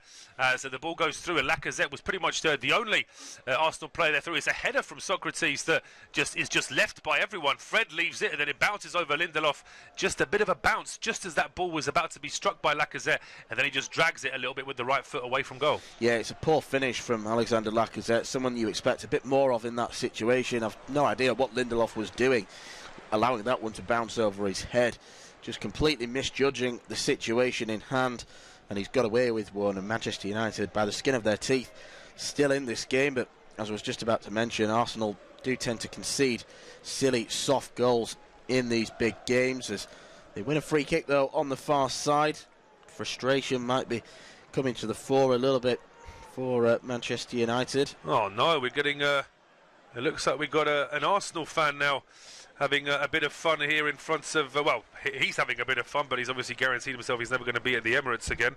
Running on the pitch, sort of trying to berate Chris Smalling there, who in fairness to him didn't really respond. Yeah, it was, well, if you heard about the Jack Grealish incident, it was nothing quite like that. There was no punch, it was just a little bit of arms on the shoulder, but again, fans evading security and getting onto the pitch. Copycat behaviour at its worst example, really, as Manchester United now attack down the left-hand side. Here is Pogba. Will he go for the shot from distance? No, he tries to play it to Fred, but gives it to Aaron Ramsey instead.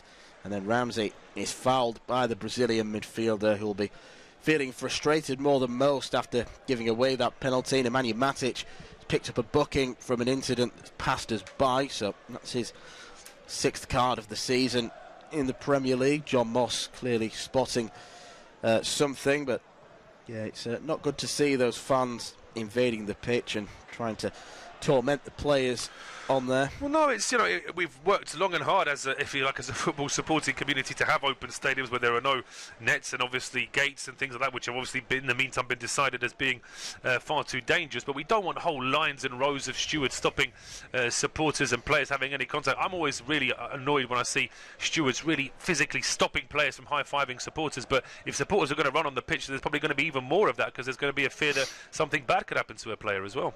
Yep, certainly could be, as Arsenal have a corner on this near side. Ozil comes across to take it. It's been a languid display as ever from Mesut Ozil. Takes it very short. Xhaka now able to get it to the back post, headed downwards, and Manchester United only just deal with it. It took a couple of bounces in the box. Xhaka jumps up, but instead fouls his man. The defending there was a little bit suspect from them. There's no one claiming the ball from a United perspective. Absolutely, they're just looking a little bit shaky now, Manchester United. They were in the couple of minutes before that second goal. Since that second goal's been scored, they've actually struggled to get out of their own half. Martial's barely had a touch since he's come on. Yeah, we're waiting for him to get back into the game just over the 74-minute mark. Arsenal 2, Manchester United 0. Granit Xhaka's strike from distance and a Pierre-Emerick Aubameyang penalty. The difference. Independent off-tube studio commentary. Arsenal look to make their first change of the game. Alex Iwobi getting ready on the sidelines, just being issued a few instructions, and he'll be brought on in a sense to tighten things up, because he's a very hard-working attacking player. Maybe to come on for the likes of Ozil, Lacazette, Aubameyang doesn't tend to finish too many games, so probably one of those three is the more likely scenario. Here's Lindelof now, across to Chris Smalling. Smalling now to Lindelof again in the centre circle. Now Fred looking to turn and go forward, goes to the right instead for Young. Young controls the ball down, just moving laterally at the moment. Manchester United not really hurting Arsenal too much. 75 minutes. Here is Fred again, that's a good turn from him. Now forward to Matic. Matic has Luke Shaw on the outside. Shaw in for Lukaku. Lukaku tries to flick one to Fred, but it's taken on by Ramsey instead. who is now impeded by Paul Pogba. That's surely going to be a booking as well. Yeah. Pogba waves off John Moss's yellow card, but no question there. No question. I mean, it's an easy one for John Moss. I suppose the only thing that Pogba would say is that perhaps Xhaka went down a little easy, but then the intent from Pogba was to stop him, so I don't think he can have any argument with the yellow card. No, he certainly can't. It's soft, but they're always given, those ones that stop counter-attacks, as it will be Mesut Ozil, the man to come off. And strange atmosphere, him being at Arsenal. He never looks like a player who's interested, but I think he's had a decent game today without being outstanding. He's had a decent, absolutely right. Yeah, he's had a decent game without doing too much, without sort of being outstanding. And I suppose it's his body language as well. He always looks like somebody who's just a little bit in a bad mood, not really sort of getting into it. And Alex Iwobi now on to inject even more pace into this Arsenal attack. Yeah, he always looks like someone that's kind of bored doing what he's doing. It's just one of those. That's his style of play, and he was like that in the 2010 World Cup when he made his breakthrough. So it shouldn't be not expecting that as Iwobi gets his first touch. Feeds it back to Ramsey, who tries to turns into traffic though, and there's a counter-attack on 3-on-3. Rashford is leading it. Lacazette comes back to chase him. Rashford's ball forward is very poor, and it's taken on by Maitland-Niles, but Shaw then will regather it. Shaw gets it out to Martial, and Shaw just halts his run as Martial's cross deflects into the box, headed on by Romelu Lukaku, and out for a goal kick. But Marcus Rashford initially leading that counter should have passed the ball much sooner. He should have. He had the chance to get rid of that ball a little bit quicker. The move would have looked completely different if he'd have managed to do that. In the end, he wasn't able to. Socrates picking himself up, and has it been? It looks like it might have been given as a free kick there to Arsenal, where Leno's putting that ball down. So there was obviously a bit of contact there from Lukaku that the referee wasn't too pleased about, as we can see there. Unai Emery just telling his players perhaps to calm down. 14 attempts from Arsenal, 13 from Manchester United. But let's wait for the on-target stat, because there won't be many. And as I say, it's only 3-3 in on-target efforts. Yep, and 2 of those have resulted in Arsenal goals. So 2 goals out of 3 on target. It's quite a good stat to have from Arsenal's perspective, as Shaw now advances over halfway. Aubameyang's chasing him. Shaw plays the ball forward to Martial, but I'm sure that Aubameyang fouled Shaw in the process. So Maitland-Niles cleared the ball out. Are they going back? Yeah, they're going back for a free kick now with Luke Shaw.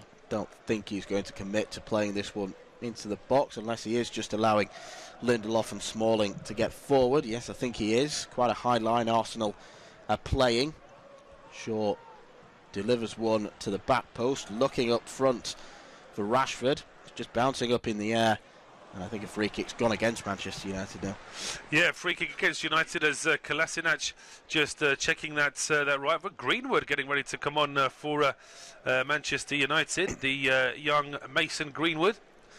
Yeah, a very good opportunity for him, young 17 or 18-year-old attacking 17-year-old. Yeah, he came on against PSG as well in midweek. Clearly, Ole Gunnar Solskjaer has faith in him. He's given debuts to a few of the younger players recently, the likes of Tahith Chong, James Garner, Angel Gomez, who'd already played. He was getting involved as well. And again, you go back to 3 years ago when Marcus Rashford was thrust into the limelight, and it was against Arsenal, was it? At Old Trafford, and he got that brace. Yeah. And they haven't looked back since. So no, I mean, it's part of the cause of Manchester United. They're very, ever since, even before Sir Alex Ferguson's days, they've always had an excellent youth system, and not just an excellent youth system, they give their youth players a chance, because, as I say, apologies if our listeners have heard this before, but I always give the Chelsea example that their last sort of regular first-team starter to get out of their youth team was John Terry. That was even before Roman Abramovich brought the club, so they've got a great youth system, Chelsea, but they're not able to give their players much of a run out in the first team, whereas Manchester United are.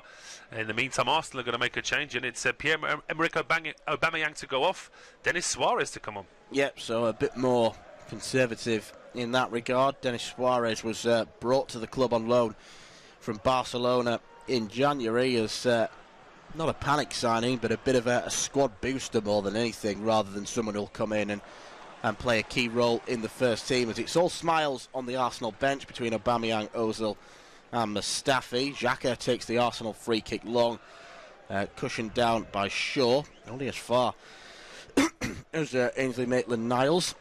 Here is Xhaka, Now Iwobi gets it out wide for Kolasinac, chased by Ashley Young. Kolasinac with a low delivery in, and it really fizzed into the box as Mason Greenwood has come on for Nemanja Matic. So he has, yeah. Bold change. Yeah, bold change, absolutely. But with 10 minutes to go, United 2 goals down. They've got to try and do something to spark this game, this attack into life. And young Mason Greenwood, they're born in 2001. That's one way of making this particular commentator feel very old, as Manchester United now looking to try and keep possession in midfield, but they have lost a little bit of that bounce since the second goal, and they would do, because they were the better side before they conceded that penalty, and now they could just see the games potentially getting away from them. Yeah, you don't always get what you deserve, and that's kind of flattened the Manchester United attacking verve that they've been showing in this second half, but there is still a chance. 81 minutes on the clock. Certainly seen stranger things in football, as here is Pogba. Stranger things that occurred on Wednesday evening for Manchester United, so they must have hope, although it was something that must have taken a lot out of this pretty depleted side, if anything. It would have done, absolutely, but if I think if you'd have offered both to supporters and to players, you're going to lose to Arsenal in the Sunday game, but you are going to reverse the 2-0 loss to PSG. I think everyone at Manchester United would have taken that.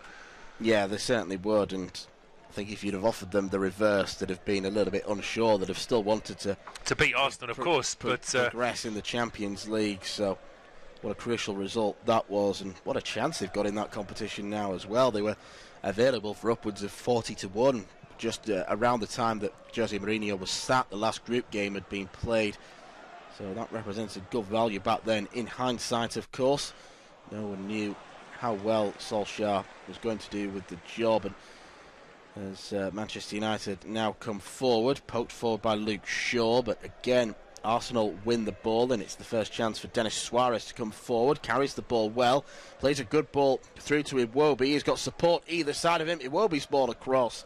The challenge needed to be made by Fred. Xhaka was steaming into the box, as well as, I think, Lacazette. Yeah, it was a good ball. I thought that maybe he played it a little bit too soon, but the defender was coming towards him, so he needed to do something with it quickly. He just needed that support to be a little bit closer to him. Yeah, he did, but it was a good pick-up by Alex Iwobi, who is usually criticised for his lack of final ball. He's got the endeavour and the pace and everything else, but that decision-making sometimes just deserts him, as Kolasinac ready to take the throw-in on the near side into Lacazette. One touch, tries to reverse it round Ashley Young, and a combination of him and Iwobi do really well before Fred challenges Iwobi. And that's gone out for a goal kick. I'm convinced that was a corner kick. There's been a few of those decisions today, offsides and corners given and not given, perhaps when they should have been. And of course you could add the penalty to that list as well. So not long to go until full time at the Emirates. Arsenal still leading Manchester United by 2-0. And since that penalty has been scored by Arsenal, a little bit of the bounce from Manchester United has gone. They have lost a little bit of confidence, which is only natural considering they were playing better before the penalty was scored. And now they find themselves training by 2. There have been some substitutions as well. Iwobi and Denis Suarez have come on for Ozil and Aubameyang. United have brought on Greenwood and Martial to replace Dalot and Matic. It's still a fairly open game in midfield, but Arsenal now will feel more confident, and they still lead by 2-0. And they've got a free kick as well. John Moss signalling for that one, and yeah, he's not really covered himself in too much glory this evening, has John Moss, one of the more maligned officials in the Premier League, if we're completely honest. Ashley Young guilty of a foul. Monreal will be the man to take this free kick. Just takes it short to Xhaka. Xhaka turns, and back now with Monreal. Ball back from Koscielny. Here is Kolasinac. Kolasinac looking to attack down the left. Good strength by Iwobi, but he's then dispossessed by Young. Young feeds it inside to Fred. Now Pogba. This is where Manchester United can try and hurt Arsenal. Pogba's ball out wide for Shaw. Shaw into Martial. Martial back now. Pogba. Pogba looking for the Hollywood pass to Martial, but it's cut out by Maitland-Niles. Certainly not had a bad game today, Paul Pogba. It's not looked like a display that would have been seen under Jose Mourinho, but like the whole of the Manchester United side, they've not had the breaks, and for a team that we criticise so much defensively, you have to say fair play to Arsenal from their their defence. They've been able to shut out Manchester United. They have, they really have, and they weathered a bit of a storm at the start of the second half, that's for sure. But they looked very good at the start of the first half, and although the goal was a little bit curious in the way that De Gea seemed to lose the flight of the ball, they did ride their luck a little bit at the start of the second half, and of course them getting that penalty really was an excellent opportunity for them. But now the third and final change for Arsenal as Alexandre Lacazette goes off. Yeah, Lacazette's coming off, and I think it's going to be Eddie Nketiah, the young centre-forward, coming on. So they're not going without a striker for the remaining few minutes of this game. Good experience for him, as he'll be leading the line for Arsenal now, and that's just Arsenal, I think, trying to protect their crown jewels for their running, because, of course, this is a big game in terms of finishing in the top four. I think before play today, everyone would have said that it's nailed on that Manchester United will have a top four finish with the momentum, and it's Arsenal and Chelsea that could miss out. I mean, Spurs are in danger as well. Spurs are in danger, yeah, and some of those cryptic comments from Mauricio Pochettino yesterday, perhaps suggesting that he may have felt like as though he's run his race at Spurs. Certainly, he's been rumoured with a couple of big jobs, including the Manchester United job, which does seem sewn up for Solskjaer as far as I'm concerned now. I'd be very surprised if anybody else got the job at the end of this season. But, of course, there is still quite a lot of unrest at Real Madrid as well. Yep, there is. It looks made for him as Greenwood comes forward now, carrying the ball forward in the pouring rain in North London. Greenwood just loses out to Xhaka, who's been very good in Arsenal's midfield this afternoon. Here it is with Fred, though. Arsenal can't quite play it out from the back. Pogba lifts one into the box, looking for Martial, who's very strong, but I think that's just the skiddiness of the ball, where his boots slipped on it, and it's good to play. Players want a wet surface, but when it gets so greasy, it can be difficult to control the ball. you want it to be, as you say, you want there to be a bit of moisture in the pitch. You want the ball to have a bit of zip in it, but once it gets too wet, then it becomes a bit more difficult to stop yourself from sliding, and of course the ball becomes a lot more slick as well, and the rain is coming down hard at the Emirates now. We've got about 2.5 minutes until we hit injury time. Yep, Ole Gunnar Solskjaer and Unai Emery just pacing up and down the touchline, both looking like very different figures at the moment. Solskjaer slightly more animated with what he's seen. Long ball up from Bernd Leno, up for Iwobi. Will be taken down by Chris Smalling. Now here's Shaw out wide for Rashford. Rashford running down the channel, and that's great pace shown to get around the outside of Maitland-Niles. Rashford makes his way, but what a recovery that was from Maitland-Niles, because he really had to put the gas on, because he was caught on the half turn by Rashford.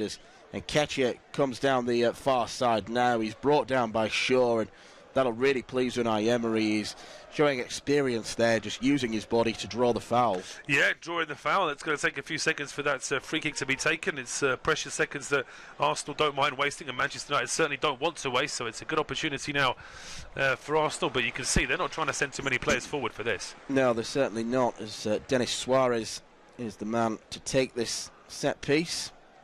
Gets the possession back, and it's good play running down from the middle. Now Ramsey nearly threads it through for Iwobi, who was completely free, and then that's a clear as day foul from Kolasinac, who's retreating backwards, I think just to try and save a bit of face. He's shown the yellow card by John Moss. Yeah, probably a good foul to give away. Yeah, absolutely. If you're gonna stop a counter attack from your opponents, do it 20 yards away from their own penalty area rather than waiting until they get into your own half. So it's a free kick for United, nowhere near Arsenal territory, and then a subsequent ball potentially could be picked up here by the Gunners as well. But on that occasion, Kolasinac knew what he was doing, and Arsenal looking good now for the 3 points as we're just about to hit injury time.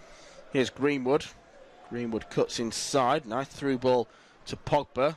Pogba just dallying on the ball. Lukaku is dispossessed, and Lukaku's influence on the game has diminished in this second half, because Manchester United haven't been able to get forward as freely. Here is Martial now as we tick down the seconds of the 90. Greenwood gets it back to Martial. Good sliding challenge in the box as it's cleared by Arsenal. Arsenal again coming forward now, thanks to Nketiah, and Nketiah, can he release Iwobi? He nearly can. Young just gets there, though, ahead of him. 5 minutes of time added on at the end of this game. Not entirely sure where they found that figure from. A couple of injuries, I suppose, and there was the penalty. But yeah, I think probably somewhere in the I think 4 would have been just about right, but 5 might just be a little bit of overkill. So in theory, if United were to get a goal back quickly at the start of this injury time, there may still be a game on for them. Yep, they certainly could be. Here they come again down this far side with Martial, but again, it's not worked out for him since coming on. Maitland-Niles gets to the ball first and then clears it long down the line, just over Ramsey's head, but Arsenal can't control it. Greenwood again, who's lively since coming on. Few step overs. Greenwood looking to get a ball into the mix. Turns and goes backwards now to Young. Young, one touch, gets it out of his feet, and it's a free header for Marcus Rashford, straight into the hands of Bernd Leno. Difficult one for him to get towards goal with the necessary pace and power. Yeah, I mean, when this cross comes in, he is around, he's pretty much on the penalty spot, just a yard or two ahead of it, and he's having to attack that ball as well. So he was probably using all his concentration, all his lift, just to get that ball on target, and wasn't able to quite get it into the corner. Yep, long ball lumped forward by Arsenal again. It's a throw-in deep inside Arsenal's half on the near flank. Unai Emery applauding the efforts of his players because it has been a good performance, and it's arguably been one of Arsenal's best performances under Emery. Yeah, it's been very good at times, although there has also been a long spell in this game where Arsenal were under the cosh, and they got a bit of a lucky goal in the first half and a lucky penalty in the second half, so it's still a way off, I think, from being the sort of vintage Arsenal performance that the supporters here would expect. Certainly, though, I think from a determination and defensive point of view, Arsenal have looked good. And yes, absolutely. I think that in earlier games against some of the big sides, if there had been that much possession against them, they probably would have conceded.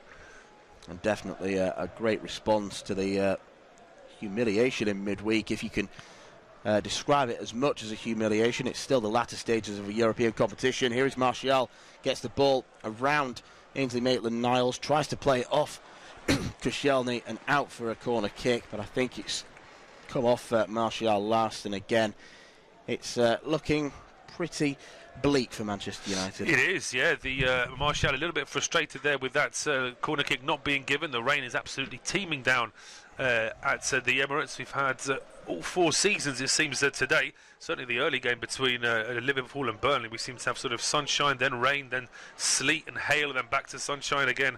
But Ole Gunnar Solskjaer there and his assistants, they're not tasted defeat too many times at Manchester United since his arrival, but this will probably be quite a hard one to swallow because they have looked good at times in this game.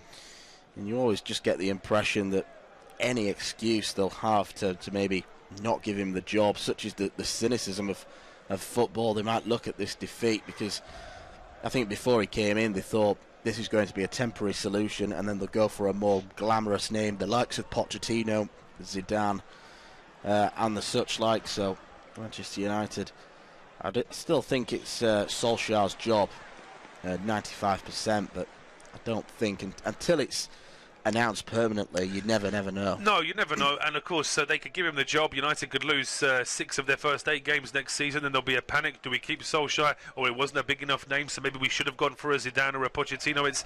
There's always going to be some doubt, but then the same could happen if you brought in Zidane or Pochettino as well. So I think that if the players have responded so well to Solskjaer and his coaches as well, because of course the coaches Mike Phelan and others coming back to the club as well, that's obviously going to have an impact. 1 minute of the 5 left to play as Smalling has the ball deep inside his own half, chased by Nketiah, back to David De Gea, who's certainly had one of his poorer days in recent memory. It's only down to the strike which got things going for Arsenal. Ball knocked upfield by Pogba. Here they come now with Anthony Martial. He's got Shaw on his outside. Martial chops in though. Here is Rashford. Now Pogba. Pogba has Rashford near him. Pogba just spinning and then plays one into the box for Lukaku. He's strong, but so are Arsenal, and they get the ball cleared. Lindelof looking for Rashford, and Maitland-Niles just allows that one to go over his head. Rashford will try his damnedest to get the ball back to the goalkeeper, but that minute is nearly up now, and head scratching for Ole Gunnar Solskjaer, but no real need to panic, I don't think. It's just been an average day at the office. They've not even been described as poor, really, Manchester United, as David De Gea looks on disappointed with his build-up in this match as Bernd Leno prepares to take this goal kick. They're taking an age to get it down the field as the German winds up, beats the ball long, and that is that for full time. A thoroughly comprehensive display from Arsenal. Granit Xhaka's strike from range, a controversial penalty converted by Pierre-Emerick Aubameyang, means that Arsenal have beaten Manchester United by 2-0.